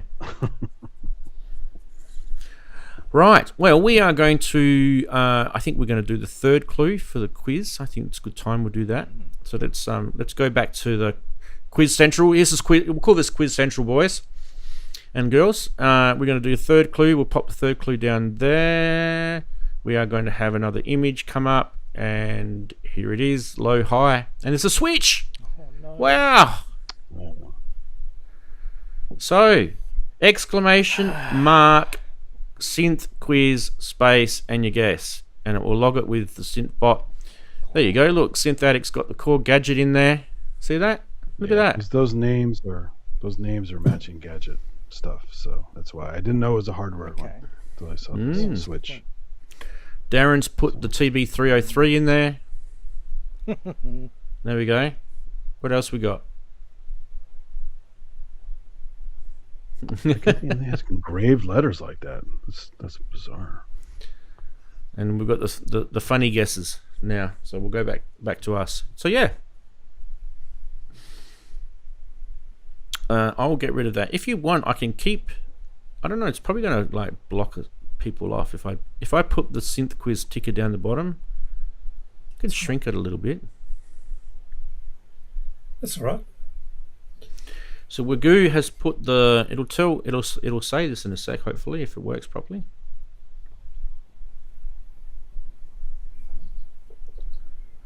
Wagoo's put the Leaf Audio Microphonic Soundbox as a guess in. There's my guess. My guess doesn't count, even though it is probably relevant. For me, that is. Here we go. Let's see if it's got Wagoo's in there. Yay! It's working. Fantastic. And here's my little notes. So quiz entries was the.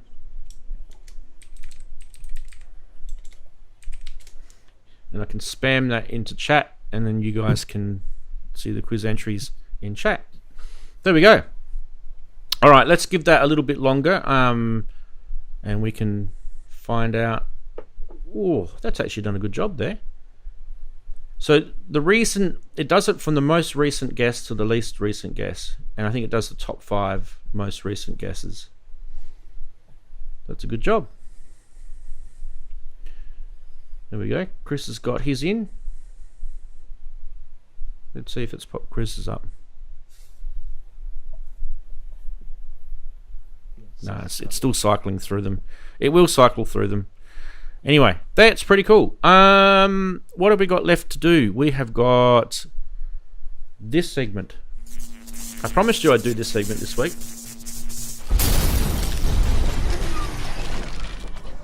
And this week, it's going to be related. Steve's studio. It is going to be related to the topic. Nice. This week's topic, and that is this week's topic is old versus new. And the reason why I've decided to do the Mogafogas is for that exact reason. And so here is a couple of Mogafoga auctions happening right now. Doesn't necessarily mean, tell him he's dreaming. Tell him he's dreaming. Probably is a little bit, but in this case, this is a MIDI Murph 105M. So you could buy this for $946 or you could buy the Behringer one for about $179. And Behringer one's called the Resonant Filter something or other. I can't remember what it's called, but they changed the name. It was actually quite funny. They got in trouble, I think. So there's that one. Or you could get the 104Z, the analog delay. Look at the price of that sucker, $1,800 US. Wow. For an analog delay pedal. And then that, I'm going to have to press it again. Tell him he's dreaming. Definitely dreaming for that. I don't know why someone would want to pay that sort of money. Hey, Steve, that's a bit stupid for an analog delay. I honestly think, okay, hand on my heart, the Behringer version of this does not have the same BBD chip in it, so you're not going to get exactly the same result out of it, but it's going to be pretty decent. It's an analog delay pedal. The Behringer one's only $160 US. It's not even 10% of the price of this. Is it like? Is it worth the $1,500 just for that slightly not quite sounding the same? Yeah, exactly. It's going to be in a mix. Exactly. So this is the thing you got to ask yourself: new versus old. Especially when Moog are not making these anymore. They said they're not going to make these anymore. They said they can't make them anymore because they can't get the chips. This particular one, of course, In some of the others, they just decided they weren't making them. What else we got? We have got, get that out the way for a sec, the ring modulator from Mogafoga, the MF102, the famous ring mod. It's not a bad ring mod. This one's got a bit yellowed on there. $494 US. It's very expensive for a ring modulator. It's I got pretty it for basic. $150. If you look at a basic ring modulator circuit, there isn't much in it, so that's a big expensive package for something that's a bit simpler. Yep, I probably sold mine for about Modding circuitry. 300 Australian when I sold my ring mod Mogafoga pedal. So whoever's selling this for $495, nearly 500 US, that is a little bit over, I feel. But then again, like I said, Moog aren't making these anymore, so it might. I would say there's thousands of these out there. If you look at eBay at the moment, there's a stack of these 102s on here at the moment, anyway. And the last one I have is the phaser, of course. Ranzee show without a phaser. $1,000 US, better part of it for a phaser. It is a decent phaser, let me tell you. This is a beautiful sounding phaser.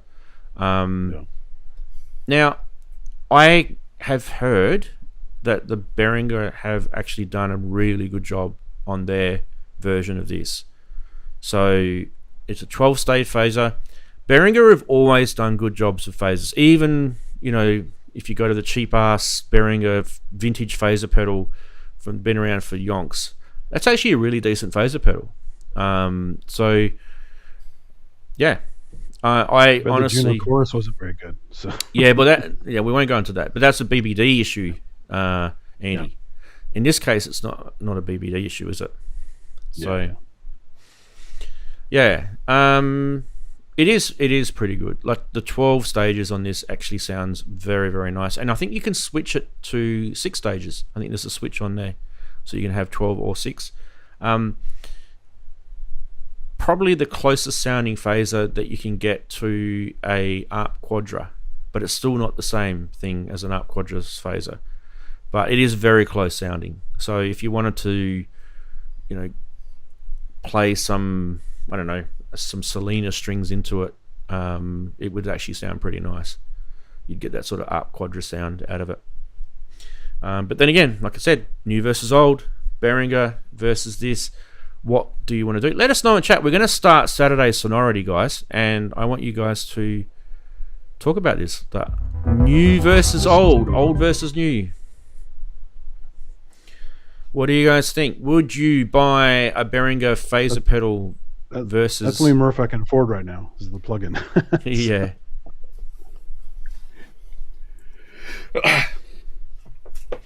It doesn't have to be the Mogafoga, by the way, guys. It could be... we're picking on Behringer, but Behringer aren't the only people that are cloning stuff, right? Let's be honest. Behringer weren't the first company to clone a Mini Moog, were they? No. No? I'm sitting next to two CC Electronics SE. There's a couple down here somewhere. There they are. Just underneath. They're the SE1s. Keith Emerson used those live. Don't tell anyone. No, but look, if you look at phaser pedals, the Boss PH3 phaser's been around for years and does a pretty workmanlike job. You've got the Small Stone and the later releases of the Small Stone. You've got a whole bunch of phasers out there. I've got probably 5 or 6 in my collection. And TC Electronics Helix does a really good controllable emulation of most of the ones that went before. So there are plenty of cheaper ones that maybe would cover the same territory. But if you want the Moog, you want the little label and you want it to be remarkably authentic, then you pay the premium for the badge, I think. Then you got the question of, can you notice the difference in the mix? Right? I guess it does provide a shimmer. Yeah. It depends how you're featuring the sound too. Yeah. And the other thing is that some phasers catch hi-hats better than other phasers because they've got the band in the right spot. So Yeah, exactly. Depends how you want to use it. I mean, for me, you got to be careful when you say analog versus digital with these sort of things, but there's some artifacts that digital do that you think, oh, I actually really like what it's doing, because the algorithm can't handle certain things. It might be a frequency issue or whatever it is, a DSP programming issue, not sure. And sometimes the digital phaser emulations, or even just a digital phaser, a logic that someone's decided to code, can actually have some really nice results. But then you've got the analog stuff, and you can kind of almost rely on that sort of solitude of analog. What it's actually built to do, it's built to behave, and it does it a certain way, and it's kind of almost reliable in that sense. And it won't do those weird glitchy things, obviously, unless it's built to do that. Of course it will, and it will do that reliably if it is. But in a sense of, like, let's say you got the Moga Foga 12-stage phaser, I can tell you that every single time you plug it in and use it and put the same synth through it, you're going to get the same sound, and it's reliable in that sense. And it will treat the harmonic differences the same way each time, which is something that it's like it becomes a reliable thing. It's not like, we're not talking about the same thing where you've got a VCO that may go out of tune analog circuit, right? We're talking about a different thing here. We're talking about the way it handles audio as it's processing it, through different frequencies, right? So yeah, I mean, I'm definitely not going to sit in one camp and say one's better than the other, but I can definitely say that with trained ear, you can pick up whether someone's used a digital phaser versus a analog one. In certain situations, you can definitely pick it up. In others, you won't, because there's too much other stuff going on in the mix, and you'll just go, no, I can't tell. It sounds like a phaser to me. I have no idea. You might be able to go, oh, okay, that's a 6-stage, that's 4-stage. You might be able to pick that. I don't know. It's hard. Try and challenge yourself. Try and do that. At least this Mod Effects pedal called Phase is really cool. It's all digital, but it has these really cool, wacky modulations that analog ones don't have. So it's pretty. My clever. favourite is the Sub-Decay Quasar, which also has a wacky envelope shape that moves the filter band at random through the spectrum, and that sounds great on strings. It almost makes them talk. It sounds like somebody talking through a vocoder in your mix. So some phaser pedals are quite unique in their characteristics. Yeah, they are. I've always wanted, I love the small stone. I think a lot of people do love the small stone phaser circuit itself, and I've always wanted someone to build a small stone so that you could control the color. There's a color switch on them, and it'd be so nice to be able to actually control what's going on in that color circuitry, because it's basically, it's either on or it's off, but there's some cool sort of secret sauce going on with that color circuitry. Whether you manipulate the LFO or whether you that sort of stuff, for me, would be nice. And there's been a few sort of people attempt to do it, but I haven't seen one. Yet. I'll have to open mine up and have a look. It may be possible. It might just be 2 discrete signal paths, but it may be you can blend the two with a pot or something like that to make it a little bit more unusual. It's probably more like it's a state, and that way, that's the reason why you can't manipulate it. But what I'm saying is that it would be nice to be able to sort of go, okay, I know what this is doing, so we need to expand that circuitry with a bit more logic to be able to manipulate it. It might be one of those sort of things, and in that sense, that could just be an audio path thing that you can just tap out and do that, and then bring it back in again. And no one will know, because it's just a path of audio, right? How different is the modern small stone versus the 70s one? The Nano, it's pretty good, but there's a lot of different models. No, it's analog. There's a lot of different models of the small stone. Yeah, it's pretty good. Like, you won't be disappointed with it. It's pretty good. Like, it's if you're going to sit there and go, okay, I've got an eminence organ and I'm going to play Oxygen, you're probably going to pick up that it's not quite as good as the 70s. There's a 70s version that a lot of people sweat after that because there's actually some errors in the circuitry in it. There's one called the bad stone, which actually gets you closer again. But I've used the eminent Selena through the pedal that was held up just a moment ago, and it doesn't sound anything like the 70s one. The Behringer one actually sounds better. The Behringer one gets closer to what Jean-Michel Jarre was doing. The old vintage phaser, yeah. Yeah. So having spent thousands on the authentic stuff, the new one for $500 from Behringer actually just knocks it out of the park. So new versus old.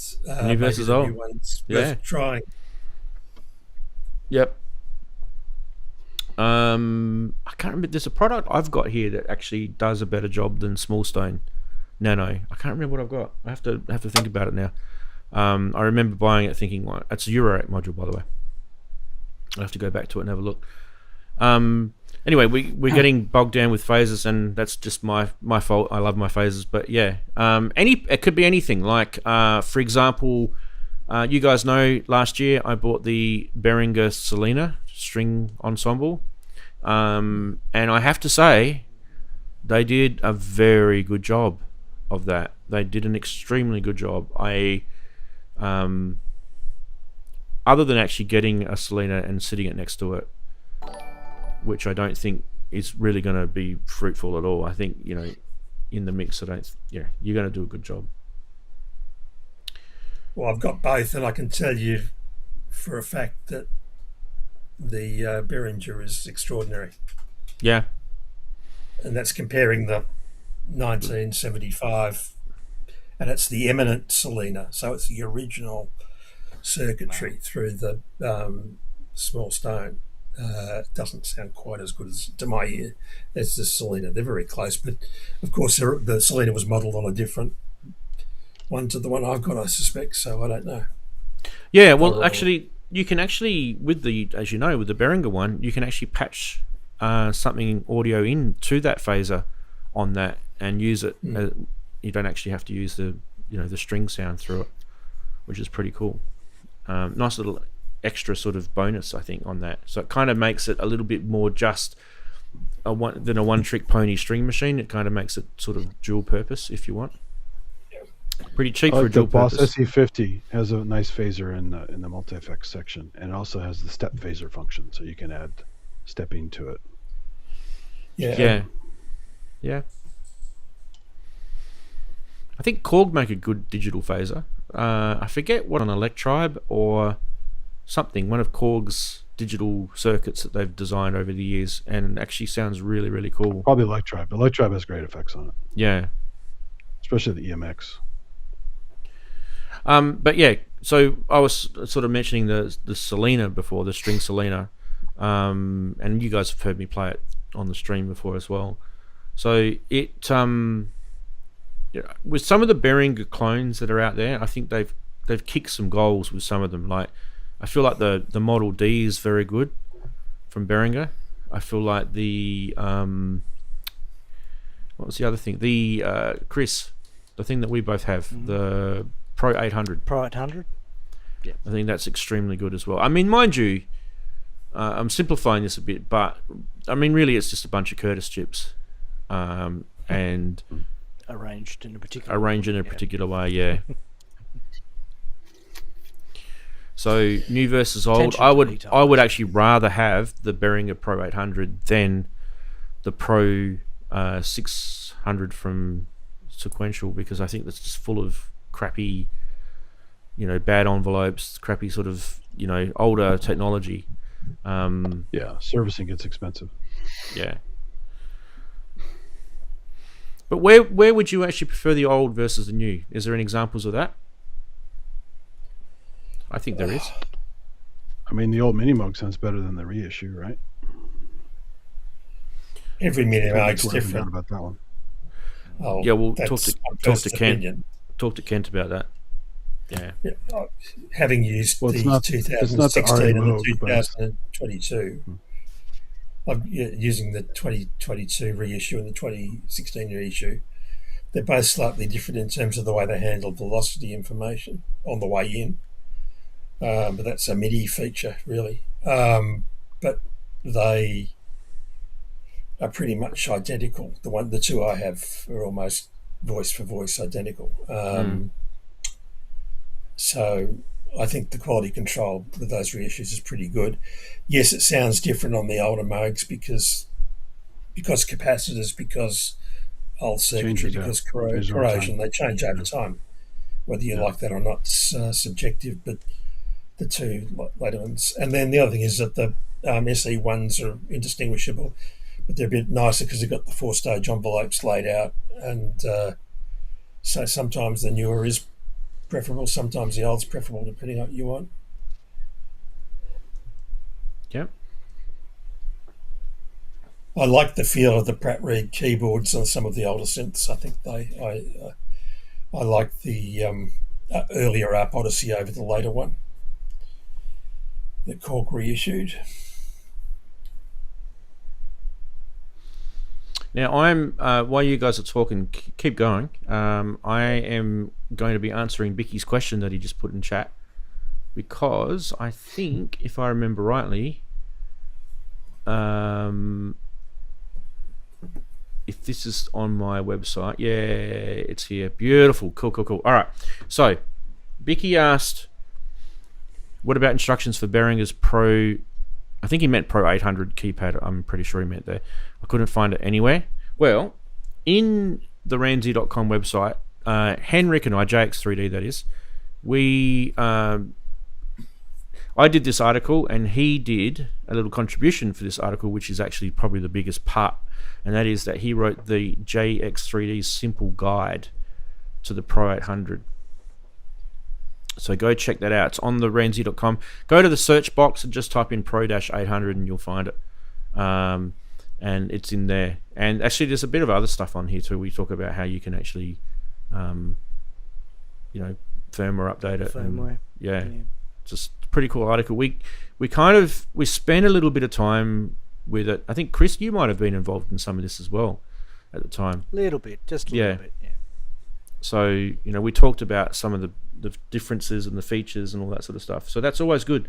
I mean, to me, that's definitely a good example of new versus old that wins new easily, any hands down. But what you guys were talking in chat about some of the ARP Odysseys. So the ARP Odysseys that have been out. So you've got the Korg, you've got the Behringer, and there's a few others that have made ARP Odyssey clones as well. Obviously, there's digital VST versions of it as well. I don't really know if I've got an opinion about that, because I have never ever owned an original ARP Odyssey to compare it. And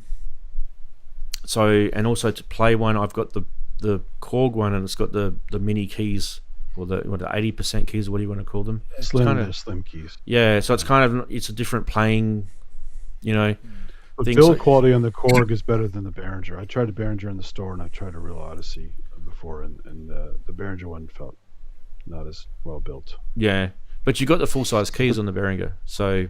And the built-in effects are interesting, but I don't know how good they are. I mean, yeah. It's Clark Technic, I think.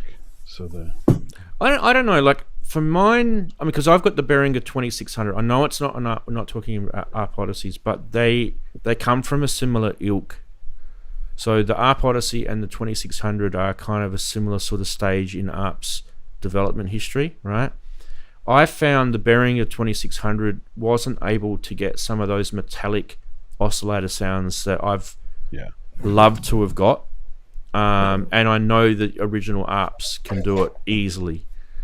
So it's just something fun to use, and it's good to learn on, but they're not going to. There we go. So this was a clone too. That's a TTSH. So it's not strictly a. That was the only clone that was available at the time I bought this. So Yeah, I remember those. Yeah. It's supposed to be a pretty good one, though, right? Isn't that a good one?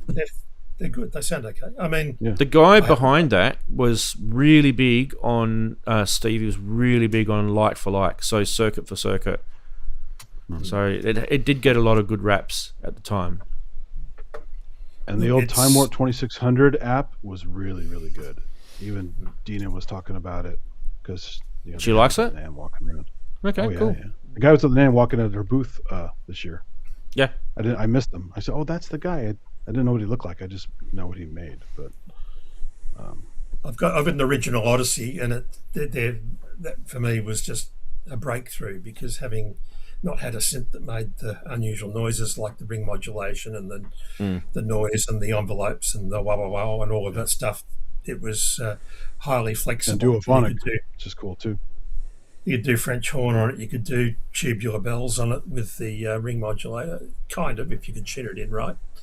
And it would drift a little, but it was still a lovely second synth to own for me. Yeah.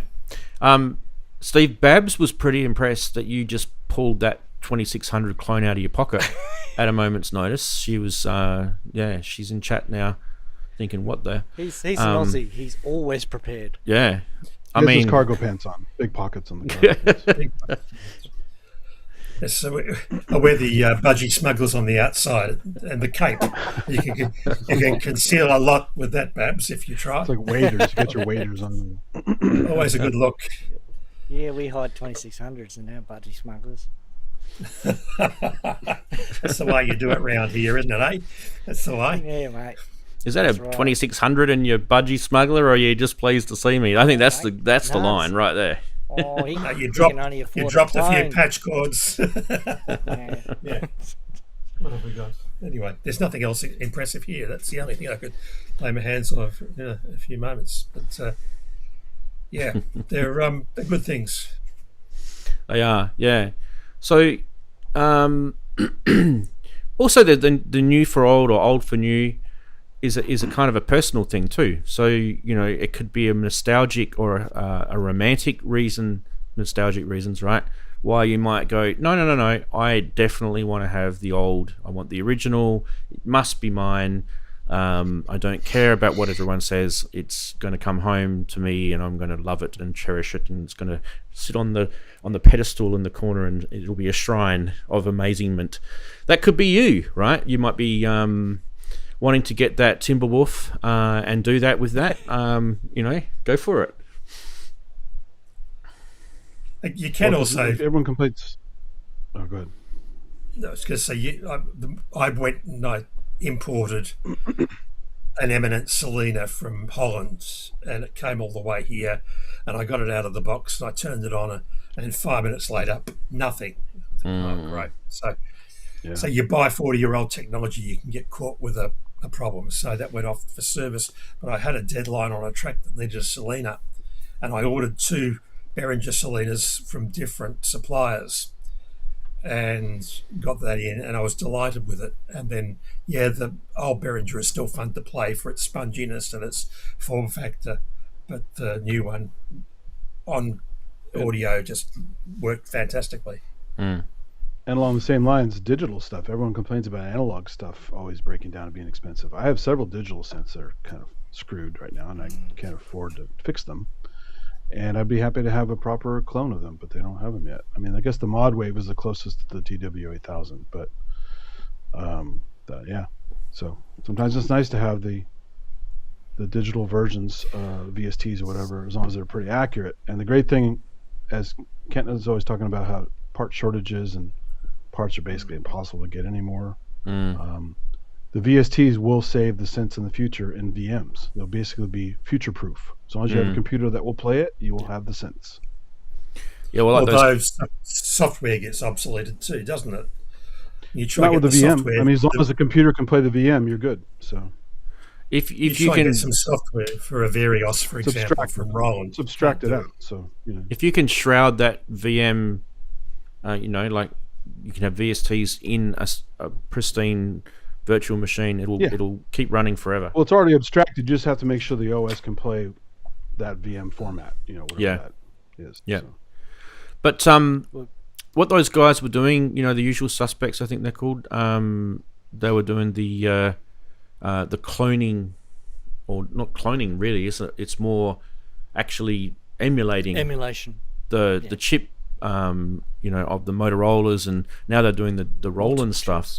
I mean, that Roland thing was complete bonkers. That whole project that they did with the JP8000, it's insane. what they went to do that and achieve it. But because they've done that now, I guess, I mean, I don't know if you would like to go through that whole process of like wafer slicing a DSP chip. Down. Yeah, to work out where all the different transistor values are going to map out to. It's crazy, but maybe that's what they have to do. But now that they've done it, that's insanely cool, because now any of those old Roland synths are now future-proofed in that sense, if they're making those, you know, clones of that digital technology. Well, I'm sitting here in a room full of synths. Some are 50 years old and still operational, but would you want a recent version of them? Probably not. They're just more sentimental value at this stage. But you've got a Korg P1000 and PE2000, which were bought with my hard-earned pocket money 50 odd years ago. So some synths you would, like the Odyssey, you'd want to recreate. Other synths you maybe would bypass because they're not quite as appealing, or the sound set is so limited. I mean, they were the early days of synthesizers, so they were quite primitive. Yeah, I mean, like, you know, no one really enjoys programming a DX7.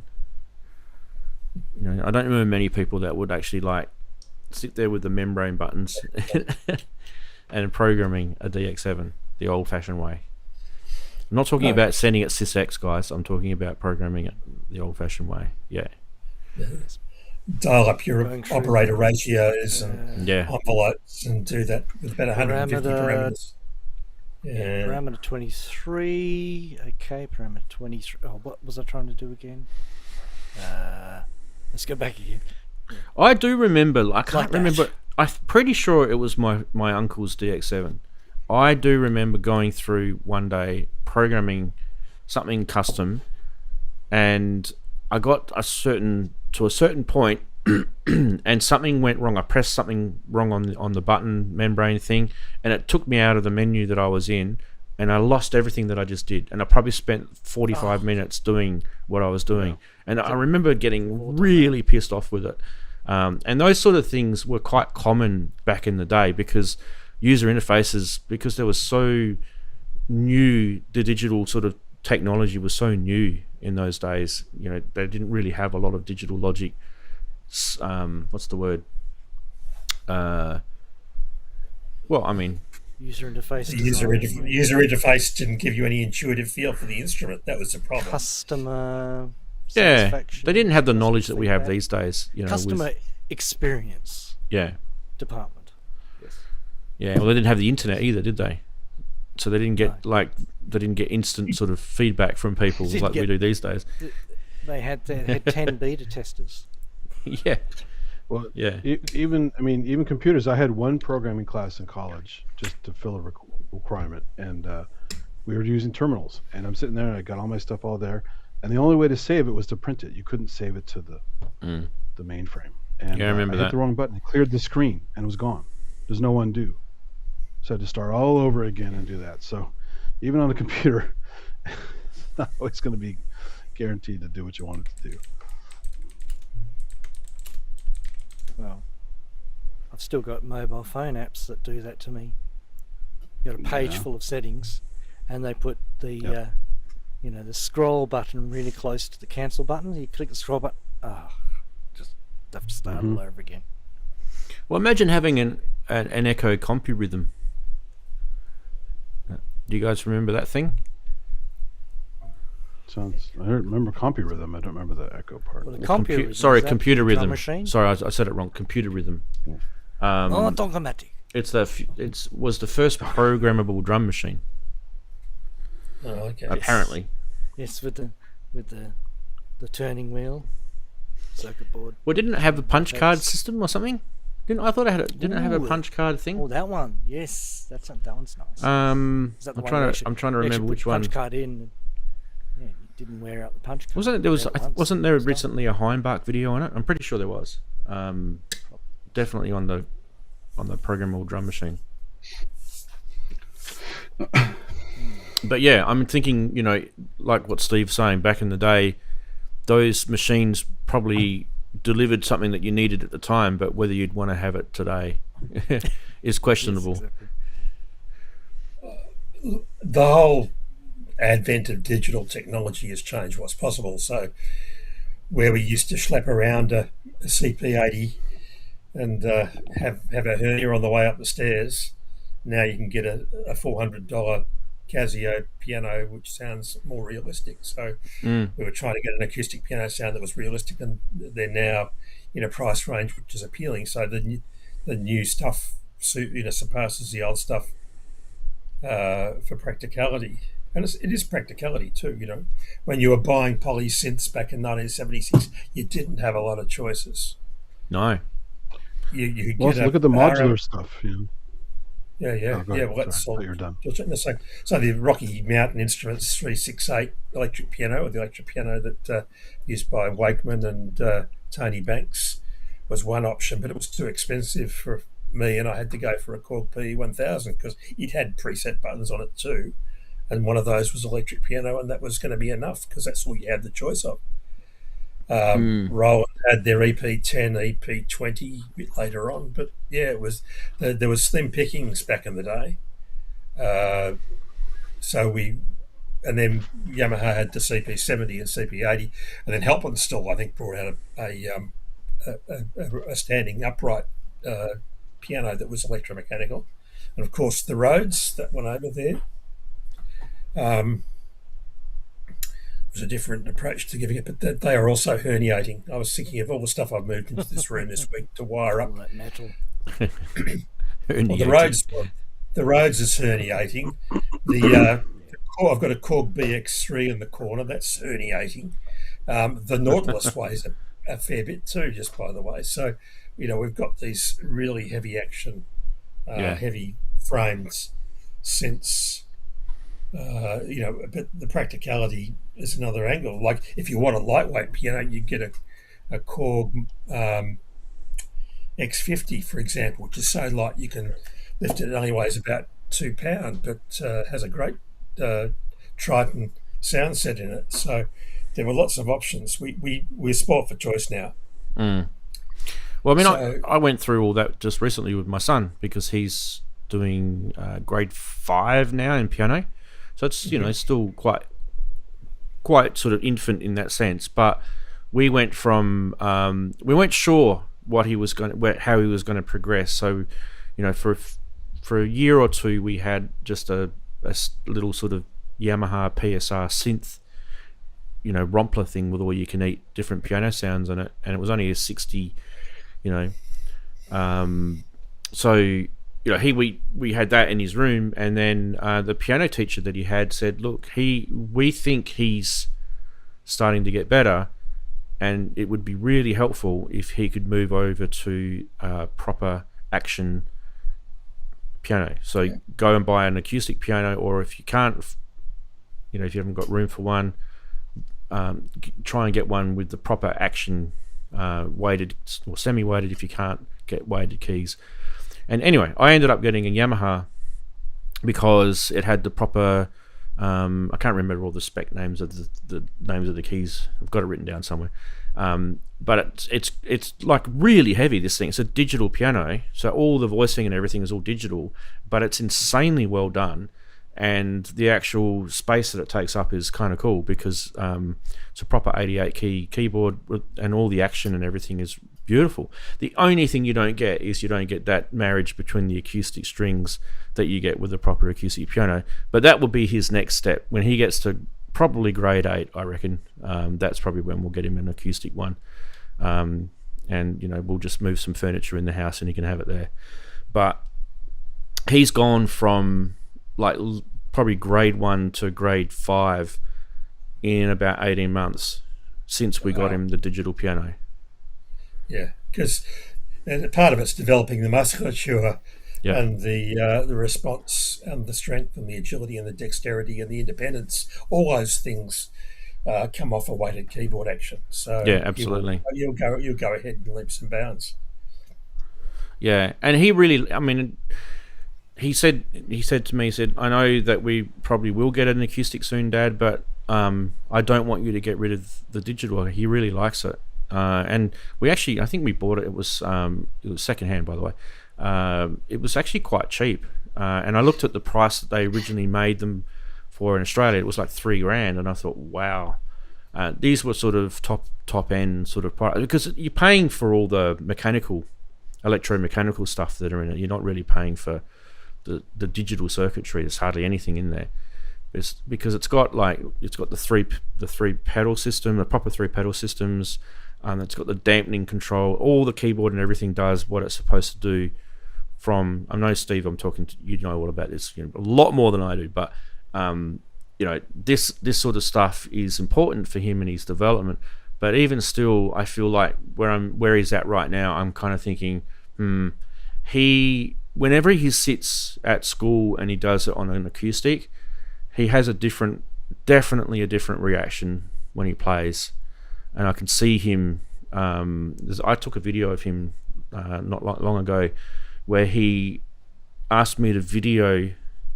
We opened up the top of it's an upright piano, and asked me to video all the hammers as he was playing a song. And it's one of his favorite video. He loves it. He just loves that whole sort of physical. The upright has 2 pedals and the regular has 3. Is that what it is? No, upright's going to have 3. I've got an upright with 3 from. I've seen pianos with 2 though. Why would they only have 2? Well, the middle one tends to be a soft practice pedal, what they call a practice pedal, which is it's a half, yeah. It gives you a half mute, effectively. Yeah. So it was a cheap brand, but I've actually seen some with only 2 pedals. So. Well, you probably don't need the half. That's what he's saying. Yeah. The soft pedal moves the hammer action across and effectively hits 2 of the 3 strings. Right. Okay. Softly hits the 1 string. Yeah.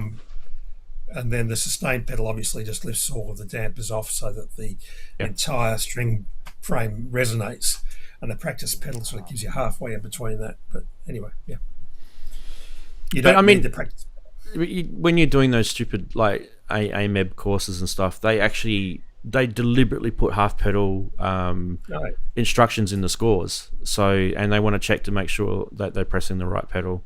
And especially in an exam, if you've missed they'll mark you down on it if you haven't pressed the right pedal. No, yeah, there are pedants everywhere in the But I think it's in terms of the interaction. I think the other way to describe it is if you sat anyone down who could play piano and sat them down on a Steinway D 9-foot grand and they played it, there is something organic that gives you confidence in the sound, and you play stuff.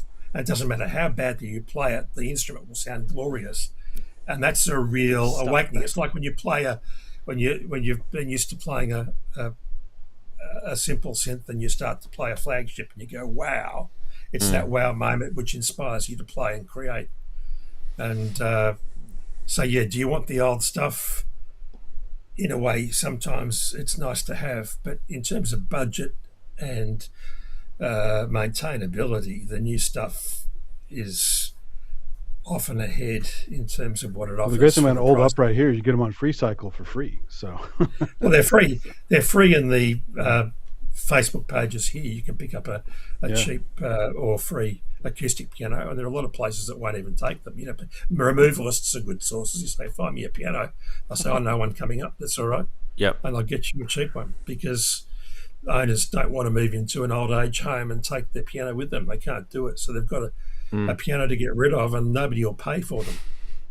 Yeah, and the thing is too, a lot of them have gone into disrepair because they haven't touched them for 30, 40 years, so they're out of tune, or they might have keys broken, or something's gone awry with it. So generally speaking, that's why they end up in the dump of all places, which is kind of sad. It's really Piano actually quite tuners sad. are becoming scarce as well. Sorry? Piano tunes. Piano tuners are, tuners. tuners are becoming scarce. Yeah. Well, voicing a piano is a skill that you can't get off a digital tuner. So you get a digital tuner, and you won't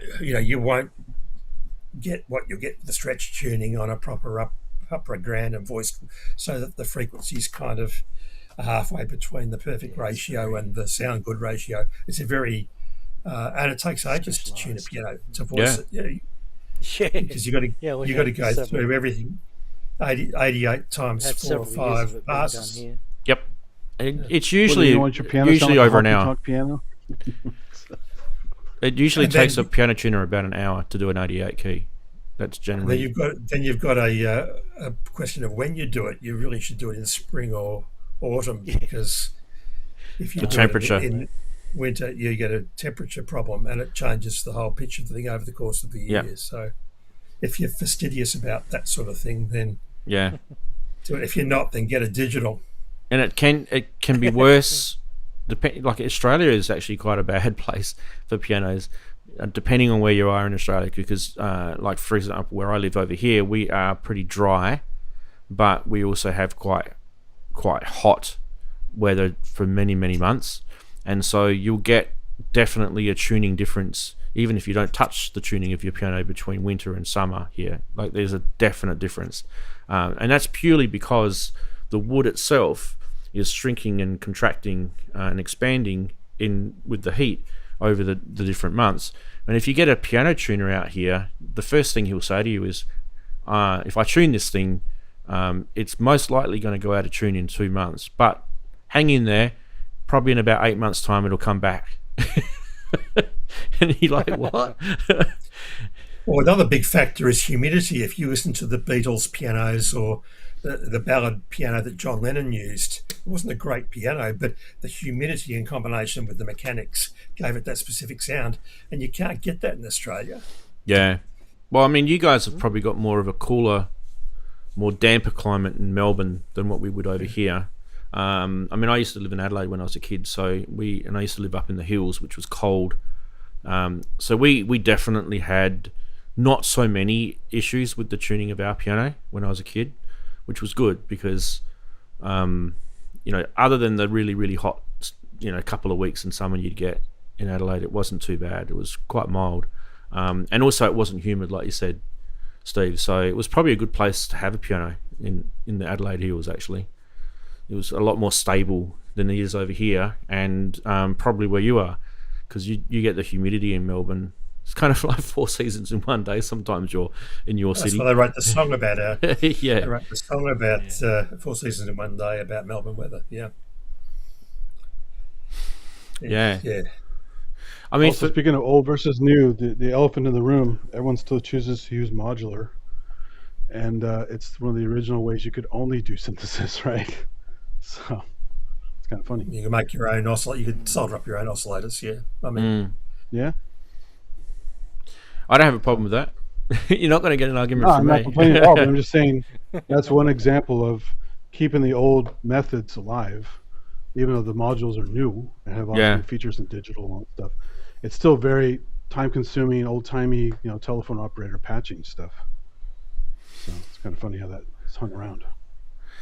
Well, I mean, yeah. I mean, Chris and I talk about the engineering sort of link to it as well, which we really love, probably because of our nerdiness in that part of the world. You never get Well, it's rid the of ultimate that. sound design, too. You can really get in there and do crazy shit that you can't do on other stuff. So To me, it's just a cool factor. Like, there's a cool, fun factor about how these things are so interchangeable, and you do whatever you want with them, but at the same time you're creative and you can make music, and it looks like friggin' NASA's cockpit of the space shuttle. There's all you're a child still. Yes, I know, Randall, I'm a child. I just don't use mine as much because I always start from We're just scratch, and it shoving- takes a long time to build up the patches. So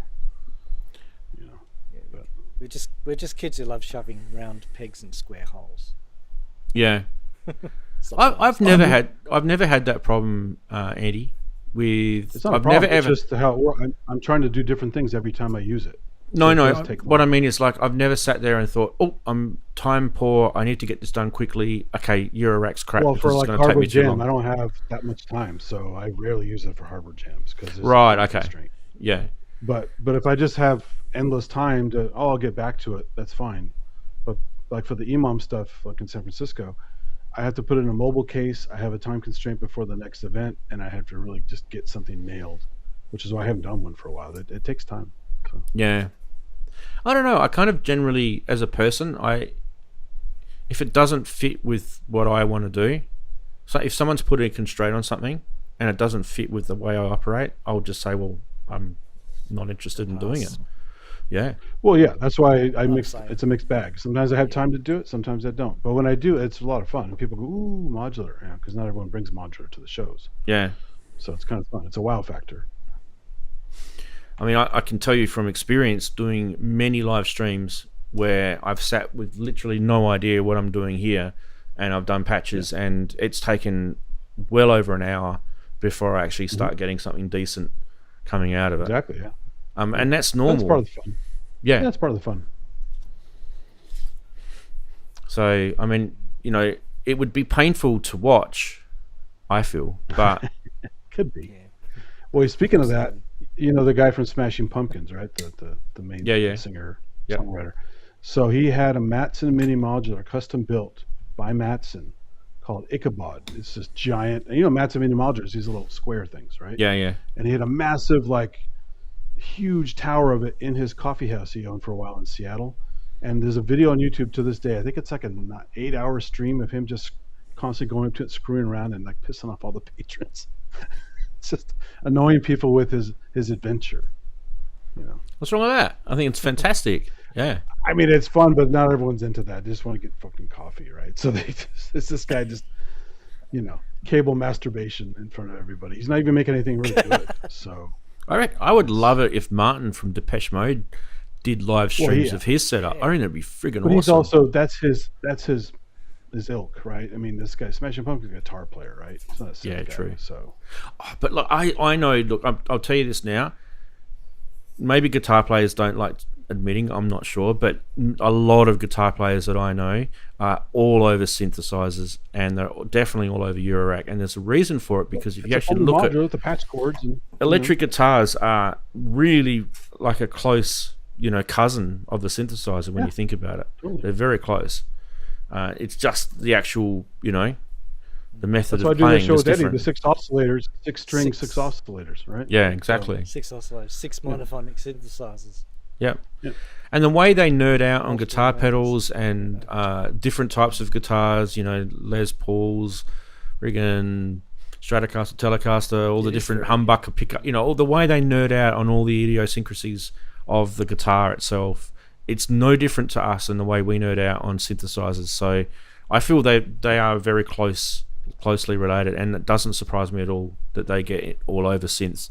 And if you look at the history, there's some massive guitarists that have been almost pioneers of synthesizers when you think about it, Pete Townsend's one that comes to mind. Oh yeah. Sure. And what he did with the envelope follower. So Well, that's what I keep telling Ian, as a guitar enthusiast who uses pedals and stuff like that. It's a slippery slope to modular. He's going to get it one of these days. yeah. The guy that I miss is and I haven't seen him for a while, is Chris. You guys might remember Chris. He used to be on Cynthia. Yeah. Chris Cynthia. Yeah. I might actually have to message him. He's so cool, that guy. I tried to get a hold of him. Massive He's kind guitar of dropped guy. out of the scene. Yeah, he doesn't really. He canceled his Facebook channel he had for a while for he had a podcast on there, and he just kind of withdrew. I think he was just having some hard times. We all have demons, and we'll probably give him some space if that's the case. But one of the things I loved about that guy is he definitely was open about the marriage between synths and guitars, and Well, he was repairing an actual ARP 2600. yeah, He got Yeah, a I broken remember one that. from a neighbor, a trade for something, and his project was to fix it. And I don't know if he ever did. not sure either. Yeah, don't know what happened. But yeah, because if you think about a lot of us, we've been around for a while in the synth community, and early days of Gearspace, now used to be called Gear Sluts, and those sort of websites, and we'd post on there. I remember posting on there in 2011, 2010, somewhere around there. So it's 15, 16 years ago. It's a long time. I started on CompuServe, and then on the Fender forum for guitars. So guys like Greg Koch, who's on Facebook now and starting to rise in prominence, he was hanging around back then. Jimmy Wilsey, who played on Wicked Games, another good mate. He's R.I.P. But Oh, yeah, look, sad. I've got over 150 guitar pedals, and I've got 5 guitars. So, and I'm not even a good guitarist, but you tend to explore what they can do. It's fun, and you can noodle on them even if you don't know what you're doing. I mean, it's Oh yeah, but the same is with me and modular. I'm just too slow a learner and too poor of memory to be able to get for first base. And my musical thinking starts with manuscripts. So again, it's a different way of approaching the problem of creating sound. I don't have the propensity or the experience with, and I try. I mean, I try with the Centrics and I try with the 2600, but I'm really not very good at it. I don't think it matters though, Steve. Honestly, I really don't. And I think I know for a fact that if someone was to judge my guitar playing, when I've put guitar on some of my tracks, even some of my earlier tracks, I've got like an acoustic guitar on one track that I remember doing ages ago, and it was really badly played, really badly. Like someone would probably say, "Dude, just hand your guitar back to the guitar shop. Seriously, don't even try that again." But in the end, I thought, no, I enjoyed it. Do you know what I mean? So it wasn't. It's not about what other people think. It's about what my journey was. I enjoyed it. As bad as it sounded, it probably sounds like shit, but who cares? I enjoyed it. So I still have several guitars, other than the ones that got stolen, and I still like them. I just don't play that often, so I just. And there's Steve. There's a reason why you've got, what did you say, 50 or 500, whatever you said, guitar pedals. There's a reason, because you actually enjoy them, and you've bought them for a reason. And you're probably not just using them on your guitars. You're probably using them on other stuff as well, right? No, when you do the little feedback trick with the mini Moog, you can use a distortion pedal in there and change the waveform, and then mix it back in with your source again. Yeah. So there are all sorts of things. And my favourite string synth sounds, like trying to get an ARP Omni string synth sound. I wish someone would recreate that. I wish someone would recreate the chorus ensemble from the RS-09. Oh, hell yeah. Put that in a pedal. No one's done it. I don't know why. Yeah. There is a Corona chorus project for us, and there's a Strymon. But yeah, that would be I'd pay $2,000 for one of those in a box. Isn't RS-09 the one on Mr. Crowley? Isn't that the one he's using on Mr. Crowley? I don't know. It's RS-09 with the Roland organ strings from about 1980. Yeah, there's an old video of them using that synth at one point, but I don't know if they kept it for Mr. Crowley or not. So, well, Chris and I were it's a great string synth. We were reverse engineering the Roland System 700 phaser at one stage. Remember that, Chris? And we actually got we got these schematics, and we were talking about it, and then literally about a week later, our mate from Europe has decided to do the feedback modules version. Laser phaser. And we had no idea he was doing any, and he doesn't have to tell us what he's doing. That's his prerogative. But then again, it was awesome, because it stopped us from having to go down that massive rabbit hole. But it's possible. That's what I'm saying. Like if you want, if there's a need, and it's kind of a cool need, as opposed to a romantic need, definitely worth exploring. If those choruses aren't out there, let's get those circuits separated so that we can make them modular, or make them to a guitar pedal, whatever it is, or both. You can get close. Yeah. You can get close. Yeah. I mean, the Strymon is probably one of the lushest choruses you can get.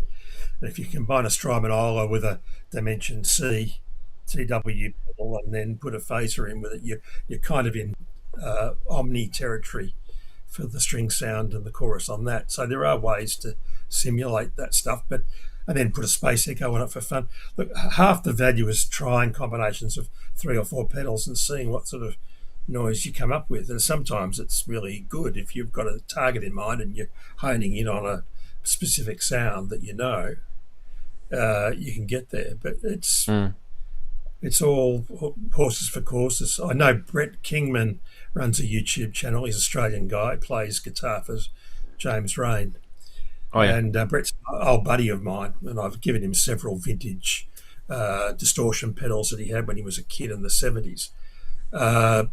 Lovely guy, great player, does a lot of demos online, has probably 1,000 pedal demos. But he and I speak regularly about different pedals and what they do, and I'm interested to hear what he does with them, because some of that maps into the synthesizer realm, and of course it's just another sonic tool, you know. Indeed. Yeah, that's cool. Awesome. Well, should we reveal the synth quiz? Do you think, guys? Do you reckon it's a good time to do that? Because I don't think let's just have a quick look. I'm just going to do go back to my notes. Where are we? We are going to go quiz entries. That's what I wanted to do. Quiz entries. Remember all these commands I invented. Let's see if there's any new entries in here. Use the source. Jack's got the Microkorg XL, and then I think we're back to where we were with Chris with the Phase 8 prototype. We go with the Leaf Audio, and Korg Gadget. Come on, Andy, what are you doing? Right. The names are actually names of gadget modules, and I didn't think the rules were no software synths, right? Well, we're about to find out. So let's do the synth I saw quiz. the toggle switch and I had to laugh because obviously it's hardware. So. Yeah. Well, we are going to reveal the name of the synth quiz. I'm just going to quickly fix it up there. Oops. Hang on a sec. I forgot to type it.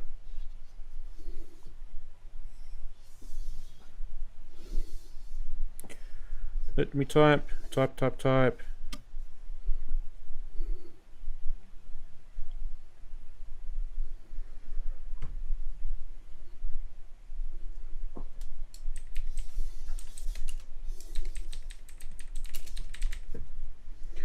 Okay, hopefully that's updated. Sorry guys, really apologise for that. It's taken a little while for this to update. Come on, update, you little bugger.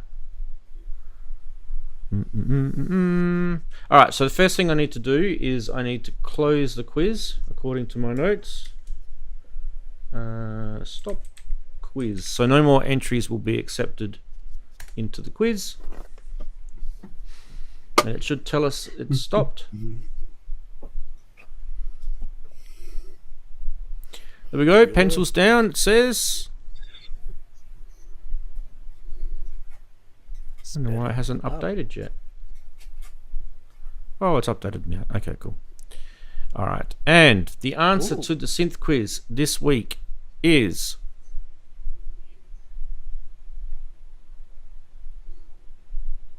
What? Wow. Yeah.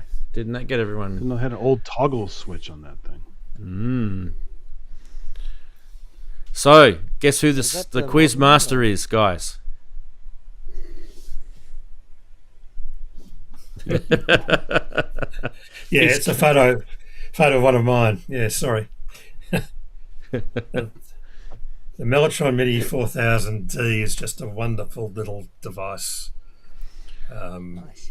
So why does it say Stockholm and Los Angeles on it? What the hell is that? Well, they've got different manufacturing plants, I guess, or that's where they Oh, so that's just originates from. Okay, location. They're on Oh, there. I I don't see. know. Would I come don't from understand one why. place. Yeah. Yeah. In fact, the Memetron has Berlin and Germany on it, so it's really? another Mellotron module, but has the cities on it. So maybe that was a feature of the original. I can't recall. It's been a few years since I played an original tape Mellotron, but yeah. So they just put the area of manufacture or the company locale on it. Weird. All right. So the winner of the synth quiz is Steve because no one guessed it, right? So I'm gonna actually what number were you, Steve, in here? I thought it because it was white, it would be easy to narrow down, and I think some of the Korg answers mentioned white ones. Yeah. That is a very distinct colour for a keyboard. I'm just thinking I got rid of all my blue ones, but My I've got one red one left. You're deep enough. I know, it was just I thought someone out there is bound to have one or have seen one or played with one. That's all. I'm pretty sure you're number 3, Steve. So I'm Yeah, gonna might go. be. Yeah. All right. Winner is 3. It'll actually, you know what? I'm gonna actually edit the thing. Otherwise, it'll log your guess as incorrect. Let me just add. Where are we? I'll just put Mellotron. Mellotron Mini. There we go. Mellotron Mini. I probably spelled Mellotron wrong, haven't I? No, I haven't. I can't see it yet. Okay, cool. Alright. Here we go. Let's see if this works.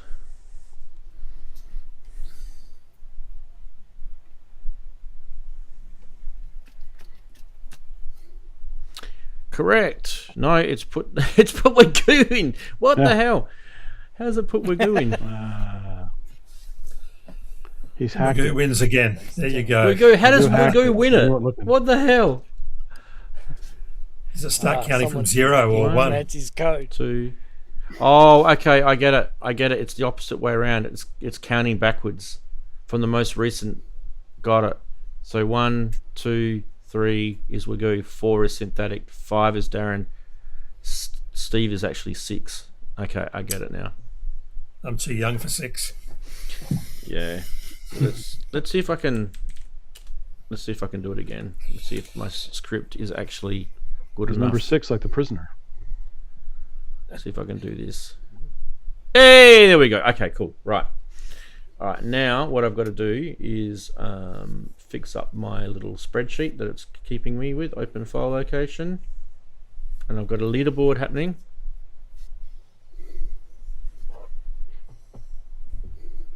And I can take out Wagyus. All right, and I can take out my 2 previous guesses. Wagyu, you're actually technically on the leaderboard, but we haven't. We're starting from scratch again. This is how they rig the voting in the US. Allegedly. Is it? That's right. Okay, Digital so gerrymander. All that fake news, yeah. Controversial. quiz leaders. Right, let's see what happens if I do this. Quiz leaders. Let's see if this comes up. Just kidding, ladies and gentlemen. Here we go in chat. Ready. I don't think it's done it. Oh no, there we go. The top 5 geeks is Steve Smith with 1. Starting from today, obviously. We have a tally. So We have a you are leaderboard. now on the leaderboard, Steve. Well done. Sweet. Oh, well, we tested the software anyway, which is good. You reckon it's working all right? It's fine. I just got to remember it's counting backwards, that's all. Other than that, which should be good. Yeah, you'll get used to it. You could probably make a few tweaks as you go along to make it easier. to Yeah. use, but I mean, it's just it's populating little text files in here, so I have to open up the text files and read them and stuff. I probably could get it to actually put it in a Google Docs if I wanted to, but yeah, doesn't matter. Anyway, Synth Quiz is done. Show's probably done. We've talked about our new versus old versus new topic, so I think we've done well. The first quiz not solved? Question mark. What do you mean the first quiz? That is the first quiz, James. The first quiz is the Synth Quiz, and the second quiz was Name That Synth. And both of them have been answered. Isn't the winner supposed to scroll across the top now? I haven't coded that yet. Actually, that's actually probably a good idea. probably good. Yeah, it's probably a good idea. Well, I mean, at the moment, it's just saying the last person, I think, on there. That's right. Yeah. So we won't worry about that for today. But yeah, I'll probably I'll definitely add some code. I think it's not going to be hard for me to do that. Because vMix is the software I use here. It can actually read CSV files, like text files. So that's not hard to do at all. Yeah, we can do that. Awesome, guys. We have a winner. We have Wags has, done the Name That Synth. You guys now, Yeah, well, you know, the, what do you call it? Standard has been set by him. That was an excellent name, that synth video. Fantastic. I love he Ranzified it. He definitely Ranzified it with the close-ups of the MIDI ports and stuff like that. Yeah. And Wags, I don't know, did you enjoy playing with that synth, or was that just really, did you choose that because you thought no one would actually know what the hell that thing He said it was the first time he's ever used it. Well, there you go. So he's had a go. That's the whole point of it. Yeah. I've been definitely dying to do a Name That Synth video. It's been a while since I've done one. They're actually good fun. So when you look around your studio, you think to yourself, am I going to do it because I know that no one's going to be able to guess that particular synth because it's not as popular as, you know, the main ones? Or am I going to do it because I actually want to have fun and play with it? Second one would be my choice. Do it because it's fun. Picking obscure stuff and what the hell is that thing? Andy's going for reaction. Well, it's fun, right? Yeah, it is. That happened with this one. I don't know what the hell it was, right? So nobody knew. Yeah. I think the way he obscured I think it was clever how he did that, because in some of the way he used focus and out of focus and that, it kind of, for a while there I didn't even realize it was rack mount, but then I got a bit of a clue that it was a rack mount at one stage during the video. I thought, this looks like it's a rack mount. But the hard thing is, it's so rare because only so many were on a Kickstarter, so I think almost no one's ever seen it except for him. So I've never heard of it, right? So it's a good one. I think we actually showed it on our show, Daren. You did? Yeah, I think we showed it on our show. I don't remember ever seeing it. Blimey. Oh, hang on, no, maybe we wouldn't have. It was 8 years ago, wasn't it? We might not have. Yeah. It might have been just before our show. Maybe it was shown on something else. I definitely remember showing some Tasty Chip stuff on the show. Yeah, GR1 and GR Mega. Yeah. Don't think we did the I mean, obviously the second Suck of the Sav GR1, but the original one. Do you remember the original one was like this massive, huge Microsoft Surface project? Oh, you're talking about was that them or is that another company where the two people were standing over the sliders and stuff? I thought that was the GR1, wasn't it? Pretty sure it was. No, that was another prototype, like a really old prototype for something else. Oh, okay. I'm sure Wagyu will know. It's. I never saw one of those again. You saw that video for that? It was really cool. I thought it was the GR1, the original GR1 prototype, and then they came back and they actually might have been. Yeah, but then again, I could be wrong. It was a long time ago. But yeah, the pedal thing that I had was the next thing, wasn't it? That we wanted to find out what it was.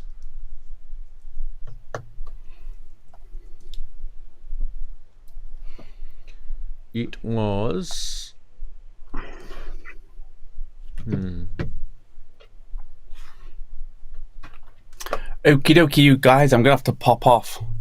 But we're gonna close anyway, mate. In a sec. No, I can't think of it off the top of my head, guys. Anyway, it was like a convolution reverb module, and I don't even know if they still make it, to be honest. But yeah, it had some dramas with the noise going through it, and I think we had. They didn't find that in testing. That's kind of weird. They wouldn't. Well, the thing that kind of annoyed me about it is they did a firmware update on it, and for you to do the firmware update, you had to buy a whole bunch of electronics. So it wasn't really it was a hardware update.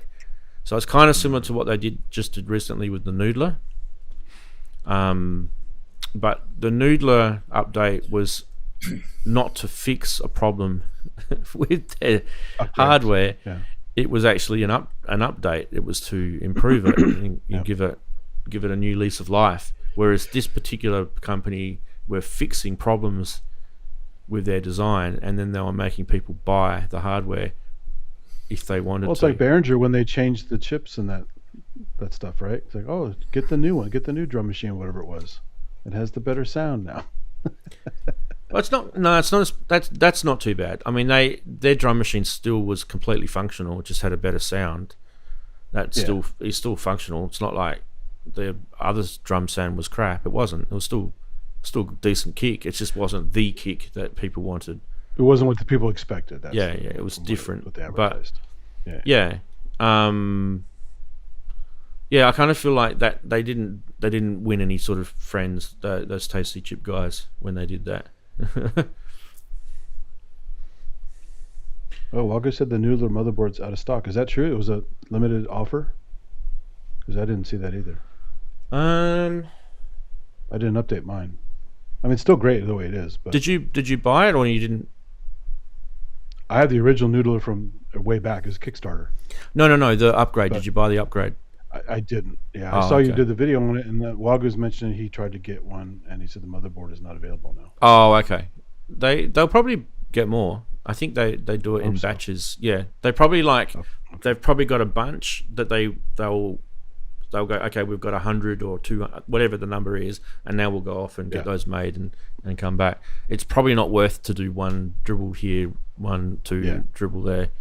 Like, They're nice guys. I talked to them at NAMM like 2 years ago. They were at one of the tables by.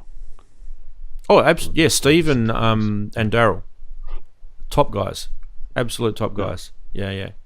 And really, really into like that. If you ever talk to them about what they want as a future, they are really big on developing stuff that is not something that's already been done, stuff that's new, like bringing new stuff to the table, but bringing it at a price that everyone can get it in their hands and afford. So that's really, really important for them, and I like that. It's kind of, it's a good sort of platform to base your business model on. You got to be careful with that. It was but really sad too. At the same time, They were sharing table space with another guy's company. I bought a Kickstarter thing from. Maybe it was Indiegogo. And It was a little MIDI controller. It's like two young guys in their 20s or something like that made these little MIDI controllers that are about the size of an OP1, but it's just MIDI and you dial in some different scales and stuff. And it seemed like a good idea at the time. Man, was that thing poorly built, and I used it once and never touched it again. right? And I saw them right next to them at the table. I go, oh no, those things, it's funny, right? Sometimes you can give them feedback. You can be polite about it. I kind of did. I was probably a little too rude, but I just. Oh, okay. Fair enough. I was annoyed because it was a fair amount of money for what it was supposed to be, and it was crap. Yeah. Well, fair enough. It didn't work for you. They probably already know, man. Do you know what I mean? They probably already know, so. unless no one's got the balls to tell them. I mean, that does happen, I guess. It could be. Yeah.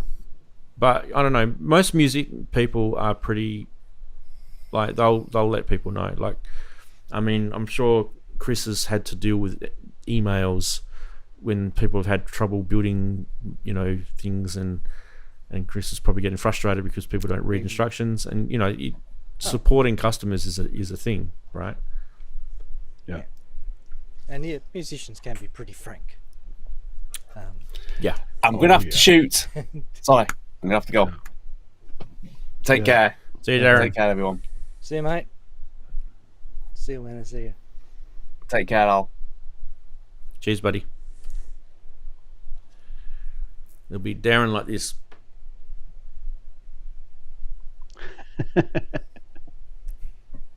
Let's still do the Daren face.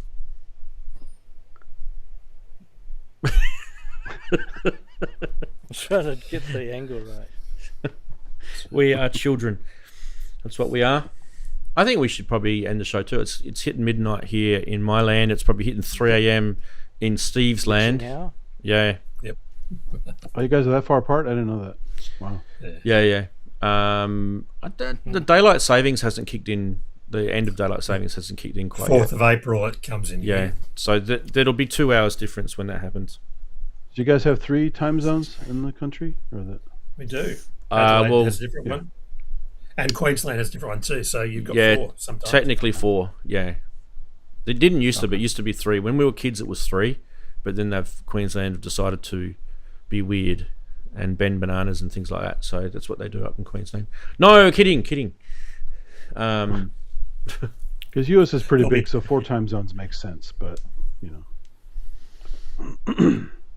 The Adelaide one's a bit weird. I kind of feel, because it's like a half-hour time zone. There's not many in the world actually. There's only a handful of the places half-hour in the thing, world that that's do the weird, half-hour yeah. time zones. Yeah. Yeah.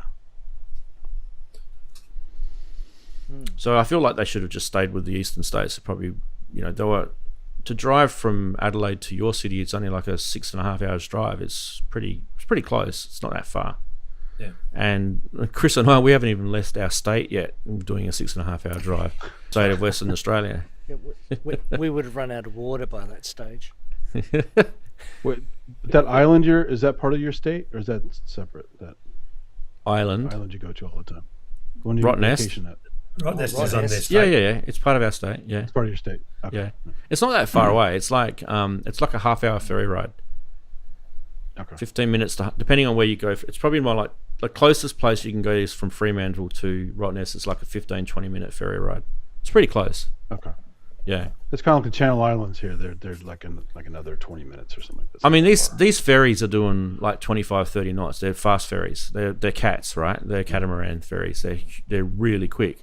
So, I mean, if you're doing it in a standard sort of recreational vessel, it's probably going to be way more than 15, 20 minutes. These things motor. But yeah, we usually go up to this place called Hillary's, park up there because it's free to park, and then we'll take the longer ferry trip down, which takes more like half an hour. And I actually prefer it because you're kind of diagonally going across the ocean, and you don't get the direct hit on the current waves coming through to the coast, so it's less rough. The way it can. So it's a good way to go. Plus, I feel like they've got better. Yeah, everyone loses their lunch on those ferries. Yeah. And everyone's in a hurry to see the quokkas. You got to get there fast. Yeah. Well, I'm thinking that we'll do in the merch store a quokka holding some sort of like a DX7 or something. I reckon it'd be a cool thing, Or a Fairlight. Yeah, or Fairlight. Yeah, that's an Aussie thing. Yeah. There's a few Aussie synths that have been made over the years, so could do Melbourne There's Instruments. another famous one. I can't think of any. Melbourne Instruments would do it, but they want to Melbourne, that's a new one, but older. Are there older ones there? Well, Yeah, I mean, the modulars. Fairlight's the most famous. That's the most famous, yeah. Yeah. Oh, was there a software company that used to do? I don't know if it was Turtleware or Turtle. Yeah, the Bench or V something Machine, like that was SM Pro Audio is down there too. Yeah, there was another mob that did software early in the piece, I remember, especially effects software. But yeah, there's been a few Australians who've tried their hand at things. Mm. Yeah, it's a tough gig, the old music industry. Yeah. I can't even work out my fingers that way. You have to left brain, right brain. Just reverse it. Yeah. Anyway, Turtle Beach Well- is what Becky says. Yeah, I think it was Turtle Beach. Yeah, Oh, Turtle Beach, yeah. I remember Turtle Beach. I think I'm probably. They were in going to Baronia, just up the road here. Yeah. I remember them being around in the early days of KVR Audio Yeah. and having their monthly competitions. There's Don't forget, there's Lockie from Poly. What's it called? Poly, the Poly Bebo. Poly Effects. That one? Is that Poly that one? Effects. Yeah. He's still doing pretty good. Sharp dresser. Yeah. I'm just trying to think who else. There's a few. There's definitely a few, and definitely quite a lot of Eurorack guys. And if I start mentioning some of the Australian Eurorack modulars, you'll go, those guys are Australian? Wow. It's obviously Chris. But nothing from the 80s or like that. Nothing that stands out, 70s or 80s. Well, 80s would be Fairlight. Polyfusion one of ours. Polyfusion, I remember that one. I've heard about that one before. I'll have to go down to Synth Temple and was a take a weird look one. and ask the question. Yeah, there are a few. Yeah. I reckon that the guys at the mess down your way, Steve, would know a lot more about that stuff. The I should Melbourne. ask the question. Oh, Yeah. yeah. There are two places because there was the one and they sort of split, and now there's Synth Temple. Yeah. Is that the place that has the and there's CS80? Mess. The mess has the You can go play CS80. CS80? Yeah, They the both mess. have. Oh, they That's where, both have now. Cuckoo went there. Synth Temple has Cuckoo went there to 3 play the available. Wow. I should do a live cross from Synth Temple, and you can run it on your show. But it's just I haven't even been to those 2 things. It's sort of like if you live in Rome and haven't been to the Colosseum. It's the same thing, you know. Well, I mean, Chris and I have got this thing here in our city, which is kind of like a maker's thing. I can't remember what you call it, Chris. I'll have to. Lab environment. Yeah, it's not far from my place Sort of. actually. And we could definitely do. You know, they do sort of like DIY eurorack stuff there, and they have little jams, and it's not like an EMOM or anything, Oh, but they are definitely Factory. Artifactory. That's the one. Yeah, Just a hangout kind of thing. it's like a hangout, but it's a bit Nice more. park. It's a bit more than that. It's a maker. It's a maker Incubator, studio. like an incubator thing. I think they kind of wanted it to be. I don't think that really sort of took off. So they've kind of done a hybrid model, typical Australian Yeah. failed business idea. You know, without it trying to be a business idea, so that they could keep it going. But I think it's kind of more like they've got a space. You can rent the space out, or you can attend one of their things that they run, and you pay an entry fee for that. It's kind of one of those things. Yeah. That's cool. Anyway, we are going to end the show, guys, because I've got to work tomorrow, and I've got to get some stuff done. So, and I really appreciate Steve coming on, because he's going to have a sleep in tomorrow. So, Yeah. thanks very much, Chris, Thanks, Steve. Thanks for and having me. Andy. Thanks for having me. And Yeah, thanks, thanks, chatties. everybody. Thanks, Wags, for the name that synth as well. Good job. Yeah, And we'll see you guys next week. See you later. Stay Bye-bye. safe. Bye.